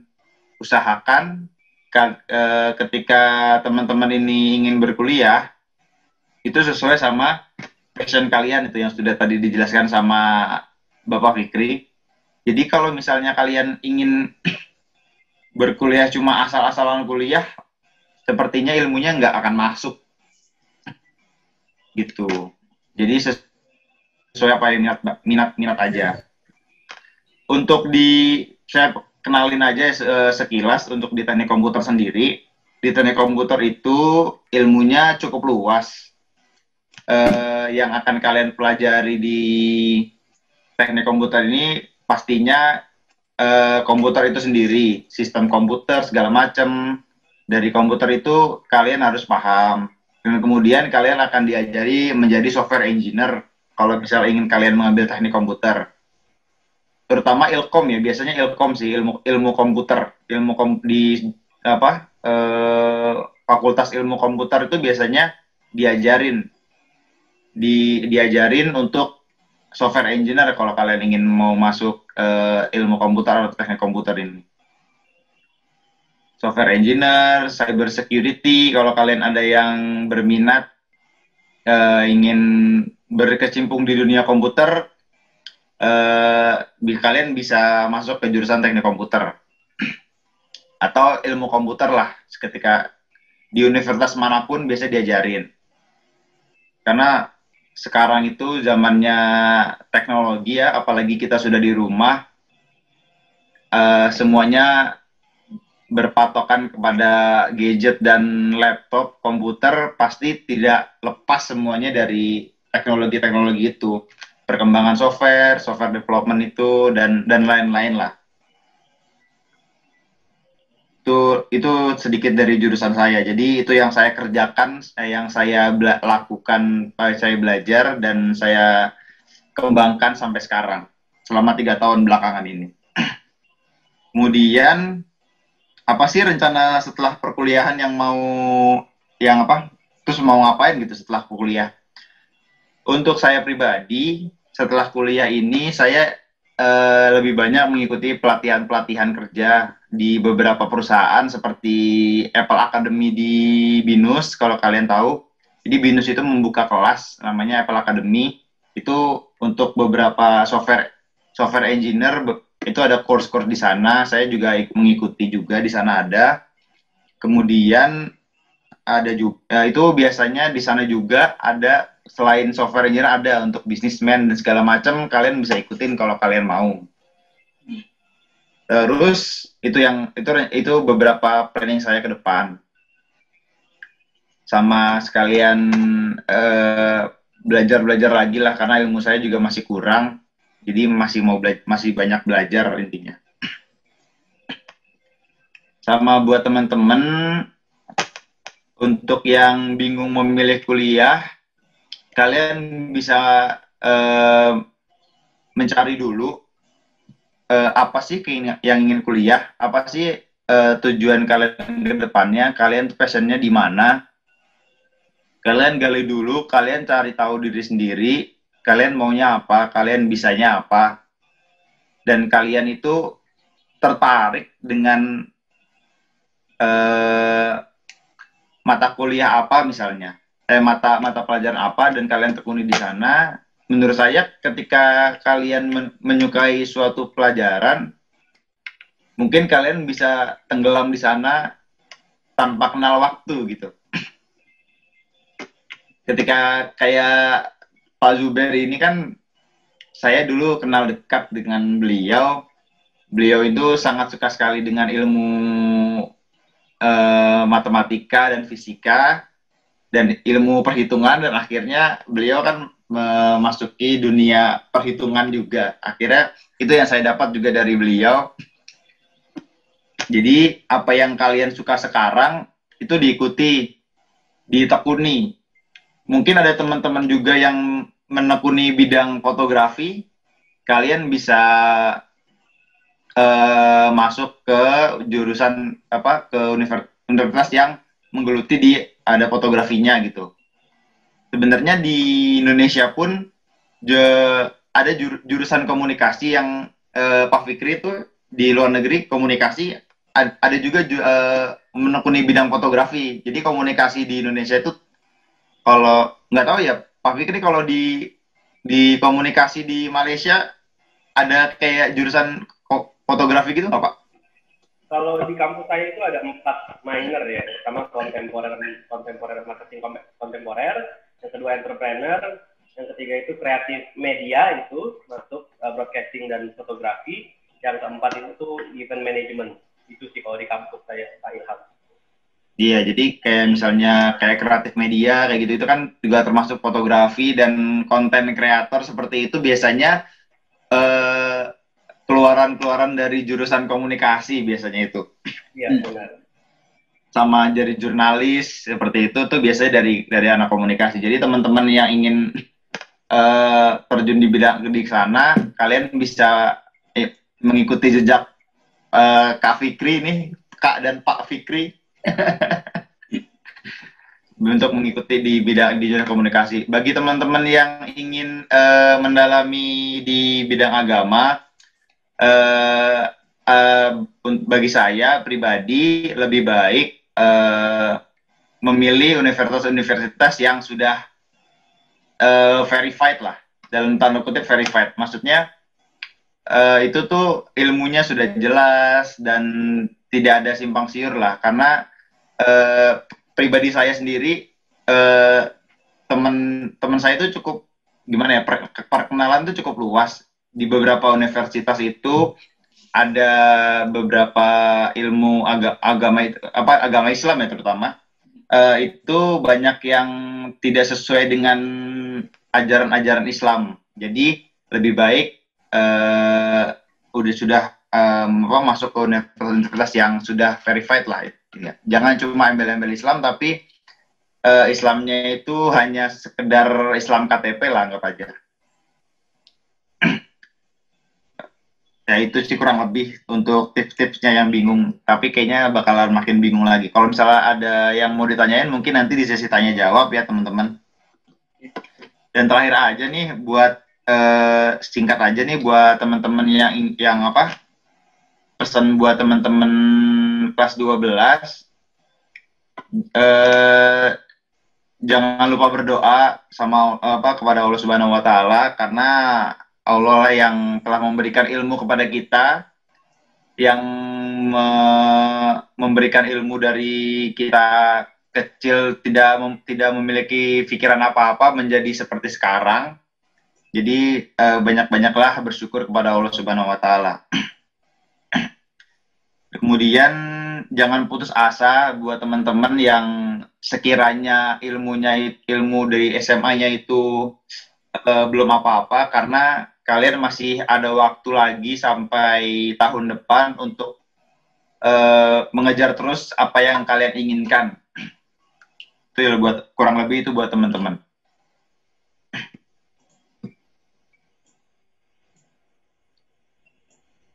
Kurang lebihnya itu saja dari saya. Billahi taufiq wal hidayah. Assalamualaikum warahmatullahi wabarakatuh. Waalaikumsalam warahmatullahi wabarakatuh. Terima kasih untuk Mas Ilham atas sharing pengalamannya, sangat bagus juga buat kita semua. Tadi ada satu bagian yang penting ya, dimana kita harus menyiapkan mental, gitu kan. Kemudian disangkut pautkan dengan SBMPTN. Ini kayaknya ada sedikit pengalaman dengan SBMPTN gitu Mas Ilham ya. Ada pengalaman cerita saya pribadi ini pribadi. Pribadi saya itu, saya mau cerita sedikit, saya itu mengikuti kurang lebih 6-7 tes universitas di Indonesia. Pertama, sudah pasti SBMPTN saya ikuti. Terus kedua, saya ikut tes di UGM. Ketiga, saya ikut tes di Politeknik Bandung, Politeknik Manufaktur di Bandung. Terus saya ikut di tes di Politeknik Negeri Jakarta, PNJ. PNJ. Terus kemudian saya ikut tes di ini program diploma ini di IPB juga ikut. Saya tes di di Politeknik Manufaktur yang di Malang. Oh, Polinema. Itu juga sama saya ikut apa ya, saya lupa satu lagi. Ada, pokoknya saya ikuti juga, dan itu alhamdulillahnya tidak ada yang lulus kecuali yang di vokasi. Jadi buat teman-teman buat teman-teman yang mentalnya sangat kuat, bisa mencoba beberapa tes di universitas. Itu sih, itu pengalaman pribadi. Jadi mentalnya harus kuat di situ maksud saya. Oke, insyaallah. Jadi memang yang bisa kita dapatkan dari kasus seperti ini atau cerita seperti ini adalah bahwa kita nggak melulu menggantungkan takdir kita di SBMPTN gitu ya, Mas Ilham ya. Betul. Kalau memang ternyata nggak diterima, ya sudah, memang qadarullah takdir Allah. Tujuan langkah selanjutnya itu kembali ke teman-teman siswa ya, apakah mau mengikuti tes yang lainnya dalam tahun itu atau mencoba tahun depan di TBK ataupun SBMPTN. Sama seperti Mas Ilham, sebenarnya saya pun juga ketika dulu lulus 2015 ada 4 tes yang saya ikutin selain SBMPTN. Di situ ada Mandiri Unsud, Utul, UGM, Undip, sama apalagi saya lupa ya. Nah, dari situ kebetulan alhamdulillah ya Allah menakdirkan saya dapat SBMPTN, akhirnya saya tinggalkan itu semua. Kenapa? Karena memang tujuan saya adalah pertama meringankan beban orang tua ya, dengan cara satunya masuk ke PTN di mana tidak ada uang pangkal dan juga UKT-nya alhamdulillah masih mencukupi. Kemudian juga memang ketika teman-teman di sini punya rezeki lebih untuk ngikut ke PTN-PTN yang ada, silakan aja didaftarkan dulu minimal gitu ya. Untuk lulusan itu Allah yang takdirkan, kalau memang keterima silakan dipilih salah satu ya. Tapi kalau ternyata SBMPTN sudah diterima ya alhamdulillah diambil aja SBMPTN. Betul. Juga sama ya, ketika saya pun kuliah dulu bingung gitu. Padahal saya juga maunya ke kedokteran tapi qadarullah dapetnya teknik gitu ya. Jadi seperti itu. Baik, alhamdulillah buat Ilham, jazakallah khairan untuk ilmu yang sudah disampaikan, sharingnya. Untuk lebih lama, lebih asik lagi kita akan masuk ke sesi tanya jawab gitu ya. Nanti buat ketiga narasumber diminta untuk memberikan tanggapan dari pertanyaan yang ada. Sebelum saya melanjutkan ke bagian pertanyaan di Google Form, jadi silakan buat teman-teman siswa yang ada pertanyaan langsung secara Zoom, silakan dinyalakan mic-nya, langsung diberikan pertanyaan, bisa langsung ditujukan kepada narasumbernya atau diminta tanggapan dari 3 narasumber. Dipersilakan buat teman-teman yang mau memberikan pertanyaan, saya beri waktu 1 menit untuk 1 pertanyaan ya. 1 menit untuk 1 penanya dari Zoom. Jangan lewat chat ya, karena kan chat nanti kita lewat langsung aja nih. Saya kasih waktu. Seperti tidur kayaknya, Pak. Iya bener, enak, cuacanya juga mendung-mendung. Pada ini AFK ini. Di kuliah aja. Di AFK-in. Ya maklum lah namanya. Sudah keseringan di rumah, jadi enak gitu. Oke, silakan saya beri waktu untuk bertanya secara langsung lewat Zoom. Kalau tidak ada, maka saya lemparkan atau saya berikan tanggapan atau pertanyaan dari Google Form yang sudah ada. Juga buat siswa yang belum mengisi Google Form gitu ya, silakan diisi karena presensi atau kehadiran saya ambil dari situ. Ini baru 12 bahasa, baru 1 orang yang respons, kelas 12 IPS baru 9 orang, kelas 12 IPA alhamdulillah sudah lumayan banyak, ada 33. Jadi 3 orang lagi silakan tuliskan pertanyaan di Google Form. Oke, ada? Ada nggak nih? Dari 60 orang? Belum ada. Oke. Kalau belum ada, saya ke Google Form dulu. Nanti setelah Google Form 1 pertanyaan, kalau misalkan ada, langsung ngomong aja ntar di Zoom-nya. Oke, dari beberapa pertanyaan ini sudah banyak yang masuk ya, ada 43 respons. Namun ada beberapa yang nampaknya bertanya atau nulisin ala kadarnya. Di sini ada pipit calon mantu, nggak tahu saya maksudnya apa gitu ya. Ada juga strip, ada juga nggak tahu. Itu ya, jadi nggak apa-apa. Namun ini ada yang penting, ada yang ternyata lumayan menarik untuk dibahas. Mana tadi? Nah, ini ya, ada sebuah pertanyaan, apa tips dan trik agar selalu semangat dalam belajar dan caranya agar tidak mudah terpengaruh oleh gangguan sekitar? Ini mungkin buat orang-orang yang belajarnya enaknya dengan kondisi yang tenang. Oke, mungkin dari 3 narasumber ada yang mau memberikan tips dan trik agar selalu semangat dalam belajar dan tidak terpengaruh sekitar, gangguan sekitar. Ustaz Fikri, silakan Ustaz Fikri. Oke, Pak Fikri. Masya Allah, mungkin Anda menambahkan dari Ustaz Fahri dulu, atau langsung Anda baru ditambah Ustaz Fahri? Dari antum aja semuanya Ustaz Fikri. Oh, Masya Allah. Karena berdasarkan ini ya, Insya Allah ilmu yang Anda dapat dari Ustaz Fahri juga nih. Yang pertama mungkin untuk menjaga semangat ya. Pertama, kita harus ciptakan environment-nya dulu, suasananya dulu, senyaman mungkin, se-cozy mungkin, se-comfy mungkin. Setelah suasana dapat, Insya Allah itu akan membantu kita untuk memiliki memiliki atmosfer yang baik di sekitarnya. Jadi itu, suasana tolong dikondusifkan. Nah, teman-teman di rumah nih, cari suasana yang paling asik aja, kira-kira untuk belajar itu seperti apa dan bagaimana. Mood-nya dinaikin lagi, dan juga bagaimana kita memanage diri kita sendiri itu sebelum belajar itu seperti apa. Jadi jangan YouTubean dulu baru belajar, waduh itu mah kacau. Karena YouTubean dulu baru belajar, yang ada YouTubeannya 50 menit, belajarnya cuma 10 menit. Seperti itu. Dan yang paling penting sebenarnya dalam manage dan memaintain semangat belajar adalah coba kira-kira kita motivasinya itu belajar apa nih? Nah, kita nih mempunyai salah satu kelebihan dari umat Islam, umat Muslim.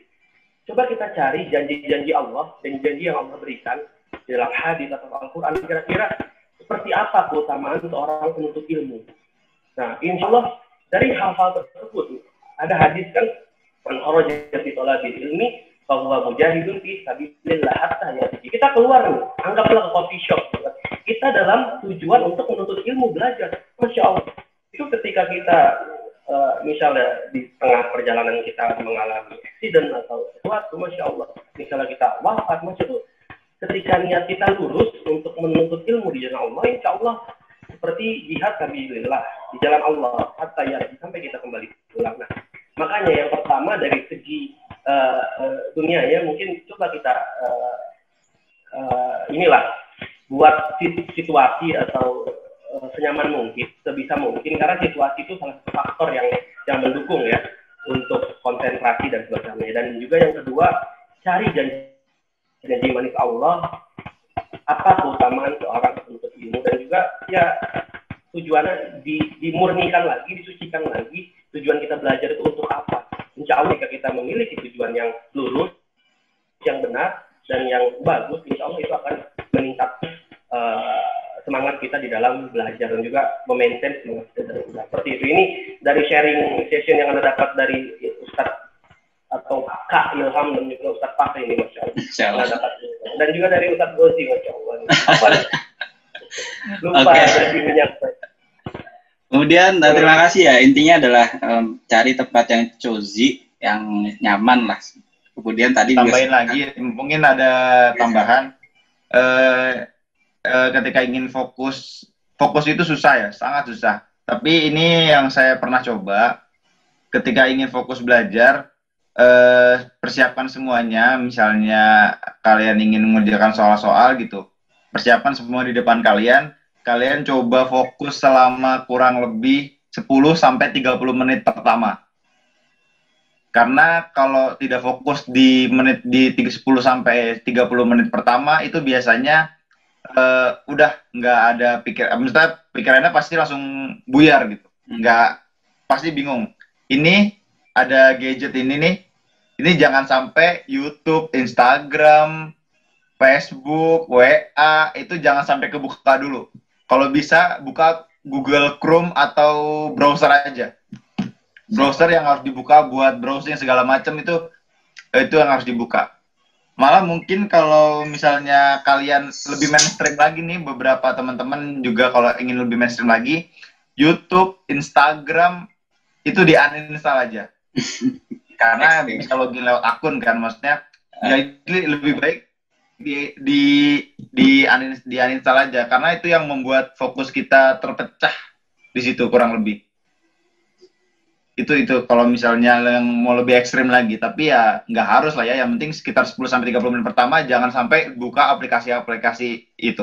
So, kalau bisa teman-teman yang toxic, anggap aja toxic, lebih baik di mute dulu selama ingin belajar. Nanti ketika kalian sudah udah selesai belajarnya, baru bisa di unmute lagi. Itu sih paling. Oh, bagus banget.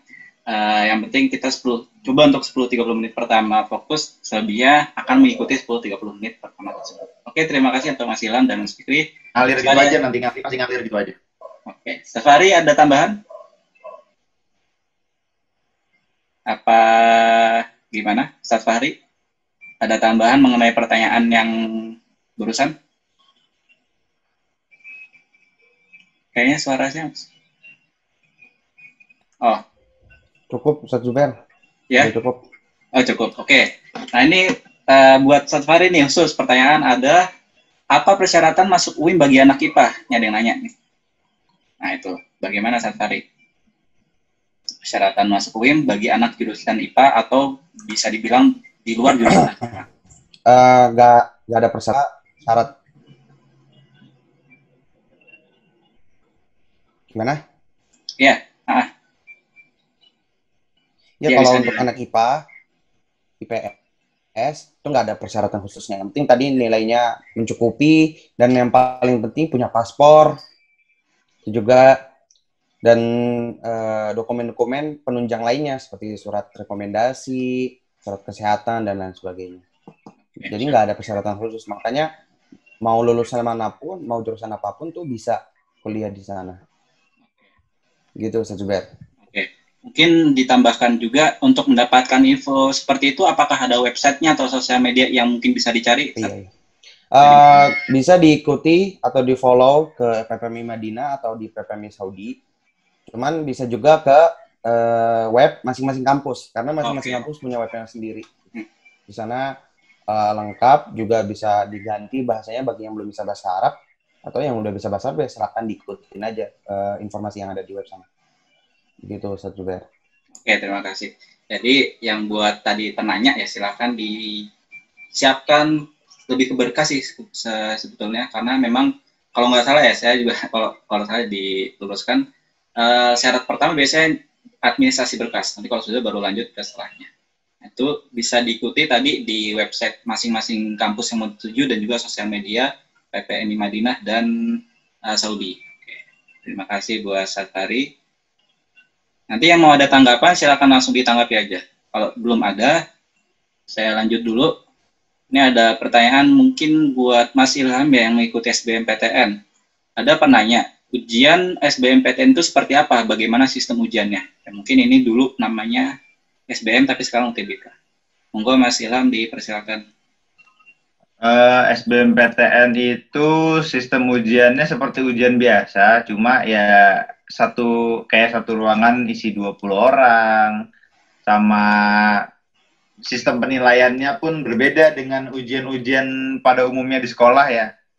Kayak seperti waktu itu, saya itu kalau tidak salah, ketika benar mengerjakan soal, itu poinnya plus 4 ya kalau nggak salah. Iya, benar. Ketika kita salah mengerjakan soal, poinnya -1, dan ketika soal itu pun tidak dikerjakan, poinnya 0. Tapi ada beberapa soal yang mungkin yang harus misalnya lebih, ketika dikerjakan pun poinnya lebih mungkin ya. Dan kalau misalnya ada poin yang misalnya ada soal yang tidak dikerjakan pun malah nanti hasilnya minus pun ada, seperti itu. Yang itu yang saya tahu sih. Jadi agak tricky bilangnya. Agak tricky untuk mengerjakan soal-soal SBMPTN. Jadi lebih baik sebisa mungkin menguasai soal-soal yang sulit. Karena ketika sudah bisa mengerjakan soal-soal yang sulit, insya Allah soal-soal yang mudah pun bisa dikerjakan. Oke, terima kasih Mas Ilham ya. Intinya tadi SBMPTN seperti sistemnya. Saya menambahkan dari sisi UTBK ya, sedikit keuntungan gitu, benefit buat teman-teman yang mengikuti ujian UTBK sekarang, bahwasannya sistem minus yang dulu pernah kita semua alami ya, dari saya, Mas Ilham, dan juga Mas Fikri maupun Mas Fahri gitu ya. Untuk UTBK dari tahun 2019, bagaimana yang saya dapatkan, itu tidak ada poin minus. Nah, keuntungan sekali buat teman-teman yang mungkin ya agak pesimis duluan, mungkin mau ngerjain soal tapi kok ragu gitu ya. Ya nggak perlu ragu, kalau memang ternyata nggak dapat jawaban, udah bismillah aja, yang mana dikira benar, jawab aja gitu ya. Jadi perlu diperhatikan, yang penting semua dijawab. Kalau yakin ada hasilnya dikerjakan, kalau enggak langsung aja semua dipilih mana yang lebih yakin gitu. Oke, terima kasih. Kita lanjutkan dulu. Untuk ini ada penanya juga buat Mas Fikri ya. Pak, masuk Univ UTM atau Univ Utara Malaysia dari S1 atau apa S2 nih? Mungkin tadi ada yang belum, ada yang ikutnya di tengah-tengah. Monggo Mas Fikri. Oke, saya masuk di Universitas Utara Malaysia itu dari S1 ya. Kebetulan satu angkatan juga sama Pak Zubair. Di tahun 2015 ini saya rezekinya nggak sebut Mas Ilham, Pak Zubair, dan Pak ya. Saya itu di 2015 itu ujian SBM ditolak, mandiri itu saya kemana-mana, ke UB sampai UI, itu semuanya nggak diterima karena Allah belum rezeki. Saya cuti lah 1 tahun refreshing. Nah di tahun 2016 saya baru ikut submit persyaratan ke Universitas Utara Malaysia dan alhamdulillah diterima. Begitu. Saya ambil S1 di sana, jurusan komunikasi, minornya atau konsentrasinya saya ambil marketing kontemporer, marketing lah kalau di sini markom ya, marketing komunikasi. Seperti itu. Juga untuk kuliahnya jatuhnya sih kalau di Malaysia ini SKS-nya lebih sedikit ya. Saya nih yang satu jurusan komunikasi, kalau misalnya di Indonesia itu SKS-nya untuk S1 minimal 144, kalau saya yang di Malaysia jurusan cuma 129 SKS. Dan jurusan yang lainnya ada jurusan HI, di sana namanya International Affairs, itu cuma 119 atau 121. Jadi 3,5 tahun sudah bisa lulus. Seperti itu. Oke, terima kasih. Dari yang penanya tadi, memang Mas Fikri ini langsung dari awal S1 sudah ke luar negeri atau ke Malaysia lebih tepatnya. Ya. Untuk mungkin buat teman-teman yang mau S1 di Indonesia terus ke S2 luar negeri, nanti kita ngadakan sesi lagi dengan Pak Gozi nih, yang kebetulan S2-nya di luar negeri gitu ya. Nanti insya Allah akan kita adakan diskusi lebih lanjut dengan Pak Gozi. Oke, terima kasih buat Mas Fikri. Yang mau ada tanggapan silakan langsung ya. Ini saya bacakan, ada yang nulis ya, tapi nggak usah dijawab sih. Pak, pada ikut demo nggak kemarin? Ya nggak usah. Pendapatnya tentang DPR yang mengesahkan Undang-Undang Cipta Kerja ya, atau sendirilah buat teman-teman yang ngerti masalah ginian atau yang mau kerja di bagian kerja tersebut. Oke. Nama penanya tolong untuk disensor dalam kurung. Oke. Apa tanggapan dan sarannya untuk dorongan wajib kuliah? Jadi ada berbagai pihak yang mewajibkan penanya wajib kuliah. Dari berbagai pihak, seperti salah satu contohnya, ya ini umum ya, yang sering dihadapi siswa. Jadi orang tua mewajibkan kuliah gitu ya, padahal si siswa ini sudah mapan sekarang. Saya nggak tahu ya, mapan ini dalam artian apa? Apakah memang sudah bisa mencari rezeki sendiri, atau mungkin cuman menikmati uang dari orang tua karena mungkin anak sultan ya, saya juga kurang paham. Tapi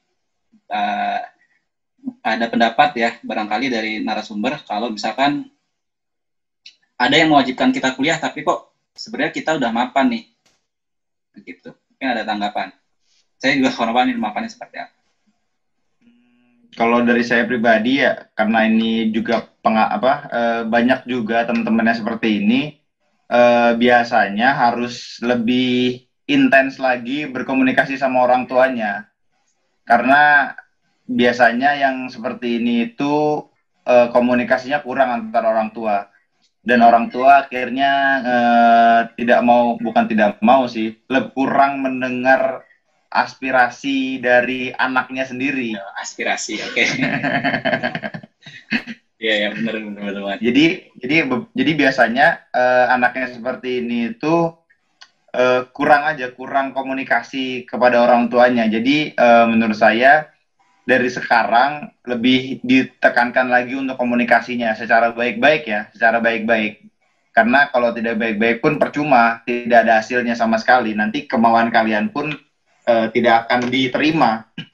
Contoh misalnya kalian ingin lebih ke wirausaha, lebih ke bisnis gitu misalnya. Atau kalian sudah punya bisnis dan emang orang tua itu lebih maunya ke kuliah.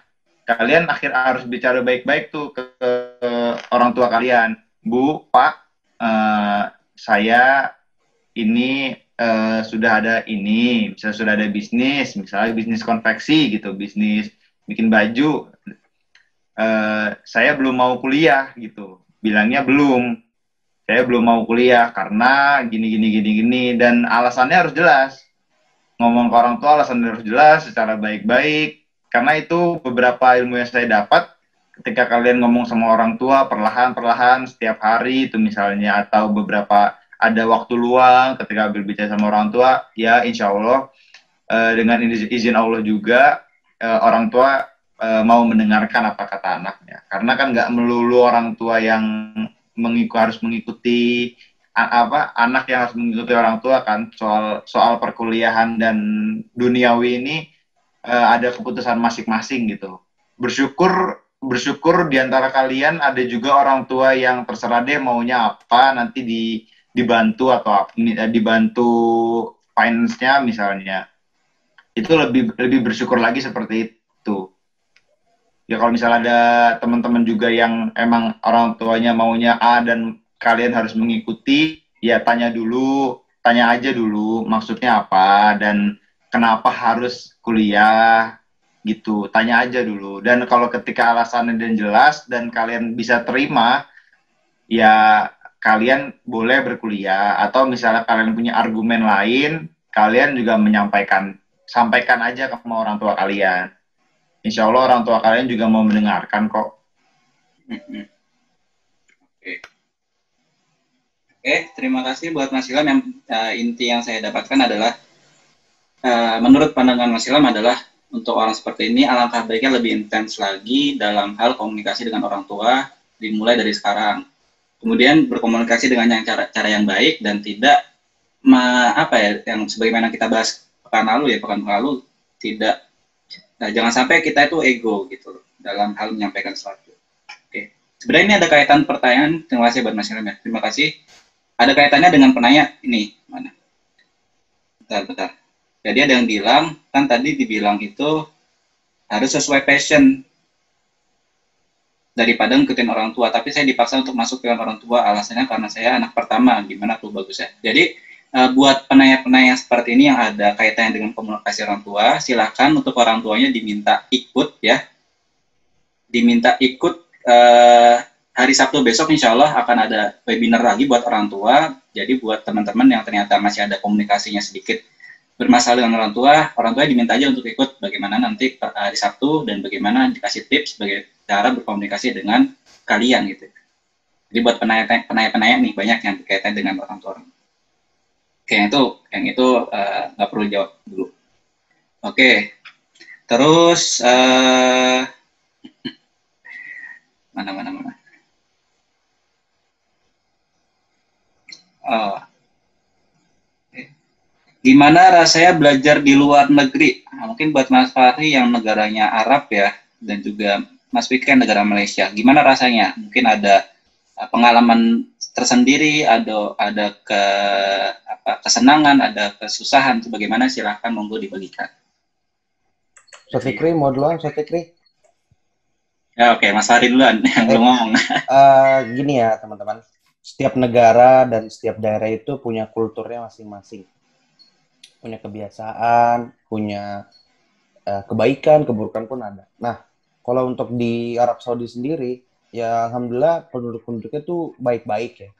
Cuman kita nih yang orang Indo yang lidahnya sudah biasa dengan makanan yang beraneka ragam rasa, itu lumayan ujian juga ketika kita di Saudi. Tapi kalau kita udah beberapa bulan di sana tuh insya Allah sudah terbiasa gitu rasanya.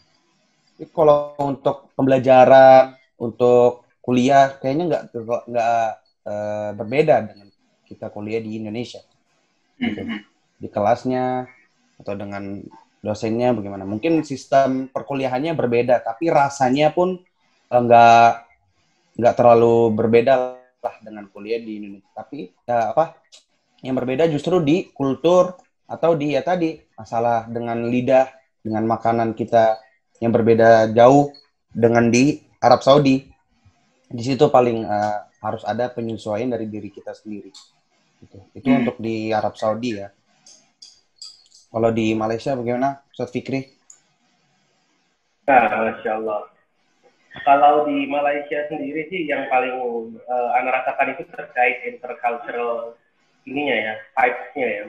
Jadi kita di sini terdiri dari 53 negara berbeda, Masya Allah, dan diversity banget, dan masing-masing orang itu memiliki latar belakang yang berbeda, cara bercandanya beda, lawakannya beda, dan juga gaya bicaranya berbeda. Itu semua yang mungkin pertama kali untuk beberapa atau sebagian orang memberikan rasa cultural shock ya. Kayak, kok biasanya kita sama Indonesia begini, tapi ketika bertemu orang Somalia, beda lagi bercandanya nih. Orang Somalia manggil, misalnya perempuan atau gimana, dia enak aja ngomong hani atau apa, padahal mah kalau bagi culture kita yang lebih ketimuran itu kan hal yang enggak biasa ya, masih dianggap tabu. Tapi bagi mereka itu hal yang sudah lumrah. Nah, ini hal-hal seperti ini yang memberikan kita pengalaman berbeda dan baru lagi, dan menambah pengetahuan. Oh, ternyata memang dari culture dan budaya berbeda loh kita dengan dia. Dan satu hal positif yang bisa kita ambil sih itu dari segi intercultural communication-nya dan juga seperti itu. Ya selebihnya ya balik lagi ke kita, belajarnya seperti apa, ini ya bagaimana pembawaan kita seperti itu. Oke, terima kasih buat kedua narasumber. Jadi ya biasanya culture shock ya, kemudian juga untuk cara belajar pun ya kembali ke diri masing-masing mau beradaptasi atau enggak, seperti itu. Terima kasih buat Mas Fikri. Ini sudah 10.57 ya, masih ada 3 menit lagi. Cuman banyak pertanyaan yang sudah ada di Google Form ini. Oke, mungkin dua pertanyaan terakhir yang berbeda dari yang sebelumnya, yaitu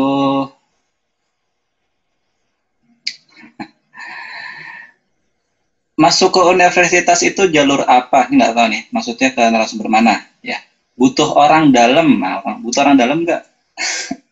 Mungkin dari pandangan masing-masing narasumber, ketika Mas Puin, Mas TM, IPB, itu jalurnya lewat apa, kemudian butuh orang dalam nggak? Mungkin dijelaskan juga atau di-sharing juga, waktu itu kok bisa dapat kuliah di situ gitu ya, itu dapat info dari mana?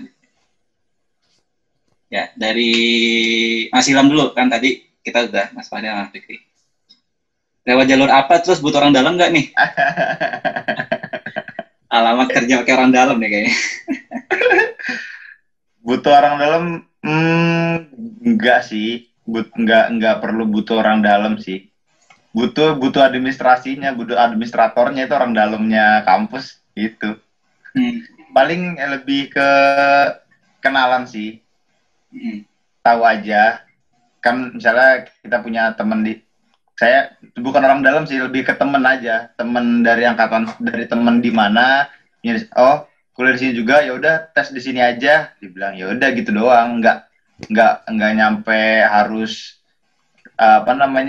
administrasinya harus diurusin segala macam, enggak, bukan orang dalam, lebih ke kenalan aja. Saya tes mandiri di diploma IPB itu lebih ke banyak kenalan temen aja di sana. Jadi ya udah tes sini aja, jadi lebih banyak temennya. Orang dalam sih enggak sih.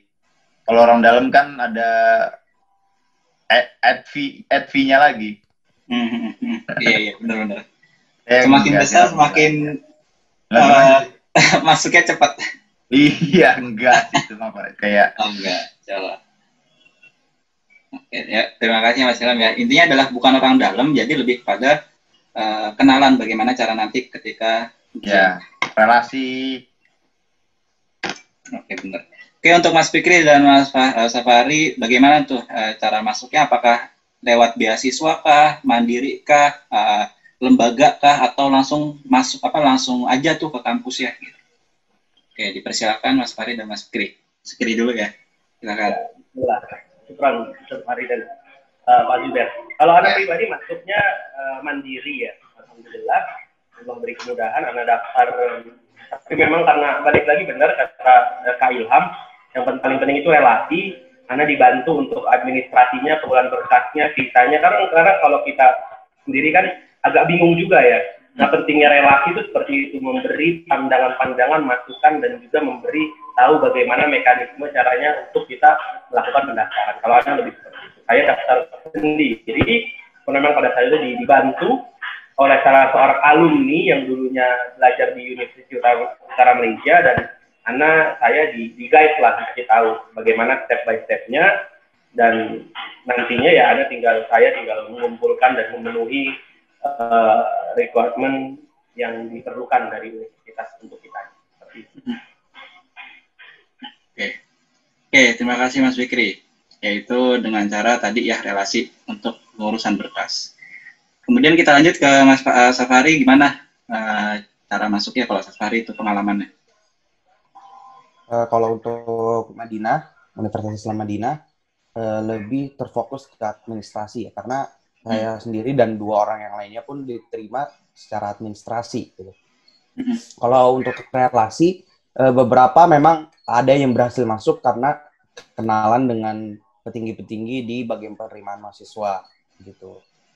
Dan kalau UIM sendiri kan dulu biasanya ada tes langsung di Indonesia, tapi udah hampir 3 tahun ini udah nggak ada. Gitu. Jadi untuk UIM cuman ada pendaftaran online atau pendaftaran secara administrasi aja, cuman upload berkas-berkas aja. Gitu juga. Berarti untuk UIM sendiri kayak sesi wawancara nggak ada ya, Set ya? Cuman administrasi aja? Kalau untuk wawancara bisa, tapi langsung ke Madinah, langsung ke kampus. Gitu. Makanya jadi sekarang kayak banyak orang umroh sekalian tes Madinah. Gitu. Jadi datang langsung ke kampus, cuma bawa paspor, dapat nomor pendaftaran, langsung diwawancara di sana. Nah nanti hasilnya ya normalnya setahun 2 tahun baru keluar hasilnya. Biasanya begitu. Gitu Ustaz Zubair. Oke, terima kasih. Jadi untuk kedua narasumber tadi, untuk Mas Fikri itu tadi ya, administrasi dimintain, kalau untuk Safari juga sama aja administrasi. Kemudian juga tadi ya buat teman-teman yang memang, saya juga beberapa kali nonton di YouTube ya, ada orang-orang yang kuliah di Aligarh University di India.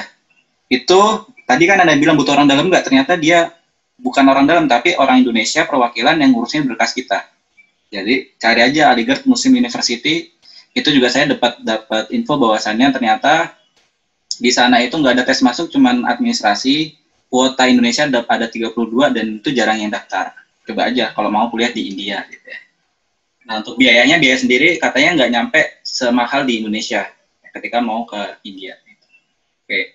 Nampaknya sudah jam 11 pukul 11.03 gitu ya, buat teman-teman yang ternyata pertanyaannya gitu kan tidak sempat dijawab. Nah, nanti bisa ditanyakan langsung ke yang, atau apakah teman-teman narasumber ini ada waktu atau enggak. Yang penting nanti ini kan udah terekap nih, atau mau nanya langsung ya coba nanti saya kontak ke narasumber. Oke. Kemudian untuk akhir dari sesi webinar kali ini, tidak ada yang saya simpulkan karena semuanya merupakan inti dan poin-poin yang bisa kita ambil faedahnya. Jadi untuk rekaman insya Allah ini sudah direkam juga bagi teman-teman yang butuh. Ya. Oke. Buat teman-teman yang butuh rekamannya, insya Allah saya bagikan linknya ya. Tergantung nanti kesiapan linknya sudah ada atau enggak.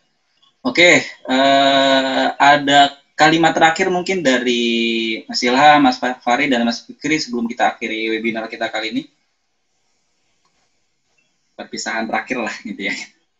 Sebelum Paling ini aja Ustaz Zubair, bagi kelas 12 nih yang lagi masih dalam status murid atau siswa SMA FG Future Gate, ya istilahnya nikmatilah masa-masa SMA, karena ya memang di masa-masa SMA ini masa-masa yang Ada suara gua agak. banyak cerita lah, iya Bani, ada Bani.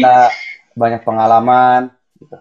Karena ya jujur aja kayak saya pribadi pun mau kumpul dengan teman SMA setelah masa kuliah ini tuh udah susah. Apalagi kalau nanti di antara kalian tuh tahu-tahu ada yang sudah berkeluarga, itu lebih tambah lagi gitu, karena fokusnya sudah ke keluarga. Ya nggak, Ustadz Fikri ya? Ustadz Fikri sekarang keluarganya tambah banyak tuh, sudah punya momongan. Jadi nikmatin masa-masa SMA, perbagus sekolahnya, tingkatkan kualitas diri, dan yang paling penting adalah jangan melawan dengan guru. Itu aja yang paling penting. Karena Zubair ini kan termasuk guru, jadi mana yang tahulah bagaimana efek kalau misalnya kita nanti misalnya ngelawan atau membantah guru. Jadi apa yang guru sampaikan itu insya Allah baik dan benar. Itu aja Zubair dari saya. Oke. Makasih Mas Fahri. Untuk Mas Fikri maupun Mas Ilham? Ya, kalau dari Ana tetap semangat, jangan putus asa dengan kondisi yang seperti ini. Jadilah adik-adik dan teman-teman semua seperti emas. Emas itu dimanapun ditempatkan, di tempat yang kotor, di tempat yang seperti apapun, tetap memiliki harga, tetap menjadi emas, tetap memiliki nilai. Dan antum nih, kalian semua, jadilah manusia yang seperti emas. Dimanapun kalian ditempatkan, jangan putus asa, tetap asah kemampuan dan kompetensi kalian. Jadilah seorang yang berilmu, berintegritas, dan juga berprinsip sebagaimana yang telah diajarkan oleh Rasulullah SAW. Apabila kita menemui masalah dalam dinamika kehidupan, kita kembalikan lagi kepada Al-Quran dan As-Sunnah dengan pemahaman para sahabat dan juga para salafus soleh. Seperti itu. Kita tetap semangat ya teman-teman, jangan kendor ketika situasi seperti ini. Ya, benar. Oke, terima kasih Mas Fikri. Kita lanjut ke Mas Ilham. Ada kalimat yang mau disampaikan? Saya nyampaikan pakai bahasa rebel aja ya. Oke. Buat teman-teman nih yang anak kelas 12, kalau misalnya emang ada pertanyaan-pertanyaan, bisa menghubungi Instagram kita semua. Terutama saya di Ilham ULN, itu bisa dicari aja di Instagram, bisa di-follow, di DM aja, tanya-tanya. Dan untuk teman-teman kelas 12 juga yang mau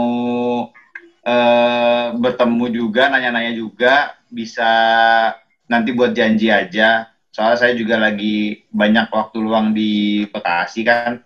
Nanti bisa hubungin aja mau di mana, ya terserah. Kalau sayanya bisa. Itu juga boleh. Terus buat teman-teman juga yang masih bingung ingin berkuliah di mana, mantapkan hati aja. Jangan bimbang, pilih fokus juga, jangan gegabah milih jurusan. Nanti ketika kalian mikir salah jurusan, tahun ketiga ketika kalian udah berjalan sedemikian rupa, kalian berpikir salah jurusan, aduh itu udah paling parah, itu udah bingung lagi ntar kalian mau kemana. Jadi mantapkan hati dulu aja, nanti bisa ditanya-tanya juga ke kita bertiga atau ke Pak Zubair juga, biar lebih intim lah sebagai guru kalian juga. Itu aja sih kurang lebihnya. Alhamdulillah. Bismillah. Alhamdulillah. Oke, terima kasih buat ketiga narasumber atas sharing pengalaman, ilmu, dan juga kalimat-kalimat terakhir yang disampaikan. Pak Zubair, boleh Ya. nambahkan sedikit? Boleh. Bismillahirrahmanirrahim. Jazakumullah khairan ya kepada para alumni yang sudah berkenan berbagi pengalamannya, berbagi ilmunya, yang insya Allah semuanya adalah poin inti ya. Semua adalah pengalaman yang tidak bisa dihargai ya dengan uang, karena itu adalah benar-benar yang hasil dari didikan FG, lalu kemudian menyebar ke berbagai tempat dan diantaranya diwakili oleh antum menyampaikan segala pengalaman antum semua. Jazakumullah khairan, dan saya mengharapkan antum jangan bosan ya untuk dimintai bantuan oleh kami dari FG dan juga dari adik-adiknya mungkin nanti yang ingin sharing-sharing, mohon dibukakan pintu untuk komunikasi lebih lanjut. Mungkin dari kawan-kawan, adik-adik sekalian yang mau minta kontaknya nanti bisa japri langsung ke Pak Zubair, seperti itu. Ya, jadi sekali lagi jazakumullah khairan atas waktu antum, dan ikhwah semua ya, kawan-kawan yang masih kelas 12 ya, jangan kalian putus asa ya. Kalian sudah melihat bagaimana beberapa dari alumni FG bisa meneruskan ke berbagai posisi ya, berbagai tempat, nggak hanya di Indonesia, bahkan di luar negeri. Jadi semua kemungkinan tuh tetap diusahakan, dan ayo kita bareng-bareng bersama FG, kalian mencari tujuan yang tepat ya. Kita akan bantu semaksimal mungkin mencari potensi antum, memberikan saran kepada antum melalui tentunya program-program khususnya dari FG College ya. Jadi apapun yang ada di FG College, tolong kalian kerjakan dengan sungguh-sungguh, kalian ikuti dengan sungguh-sungguh, TO, bimbingan, lalu kemudian kuesioner isi dengan semaksimal mungkin, sehingga kita bisa membantu dengan maksimal diri antum untuk mengikuti, bahkan melebihi saya harapkan juga apa yang sudah dicapai oleh para alumni sekalian. Ya, jazakumullah khairan. Mungkin itu Pak Zubair, silakan saya kembalikan lagi Pak Zubair. Oke, baik. Terima kasih buat Satu Gozi selaku ketua koordinator FG College tahun sekarang ya. Juga akhirnya kita sampai di penghujung acara, kita tutup ya. Terima kasih kembali dari saya selaku host dan juga moderator untuk ketiga narasumber yang telah meluangkan waktunya yang sibuk sekali di luar sana. Lalu juga terima kasih buat teman-teman siswa yang hadir, dan memang wajib ya gitu ya. Jangan lupa untuk presensinya ditulis di form. Kemudian jangan lupa besok kegiatan buat wali siswa, buat bapak-bapak kalian atau wali kalian untuk ikut serta dalam kegiatannya. Baik, kita cukupkan dengan doa kafatul majelis. Subhanakallahumma wa bihamdika asyhadu an la ilaha illa anta astaghfiruka wa atubu ilaik. Sekali lagi saya ucapkan banyak-banyak terima kasih. Saya selaku moderator menutup webinar kali ini. Saya akhiri. Wabillahi taufiq wal hidayah. Wassalamualaikum warahmatullahi wabarakatuh. Silakan boleh persiapan sholat. Warahmatullahi wabarakatuh. Waalaikumsalam warahmatullahi wabarakatuh.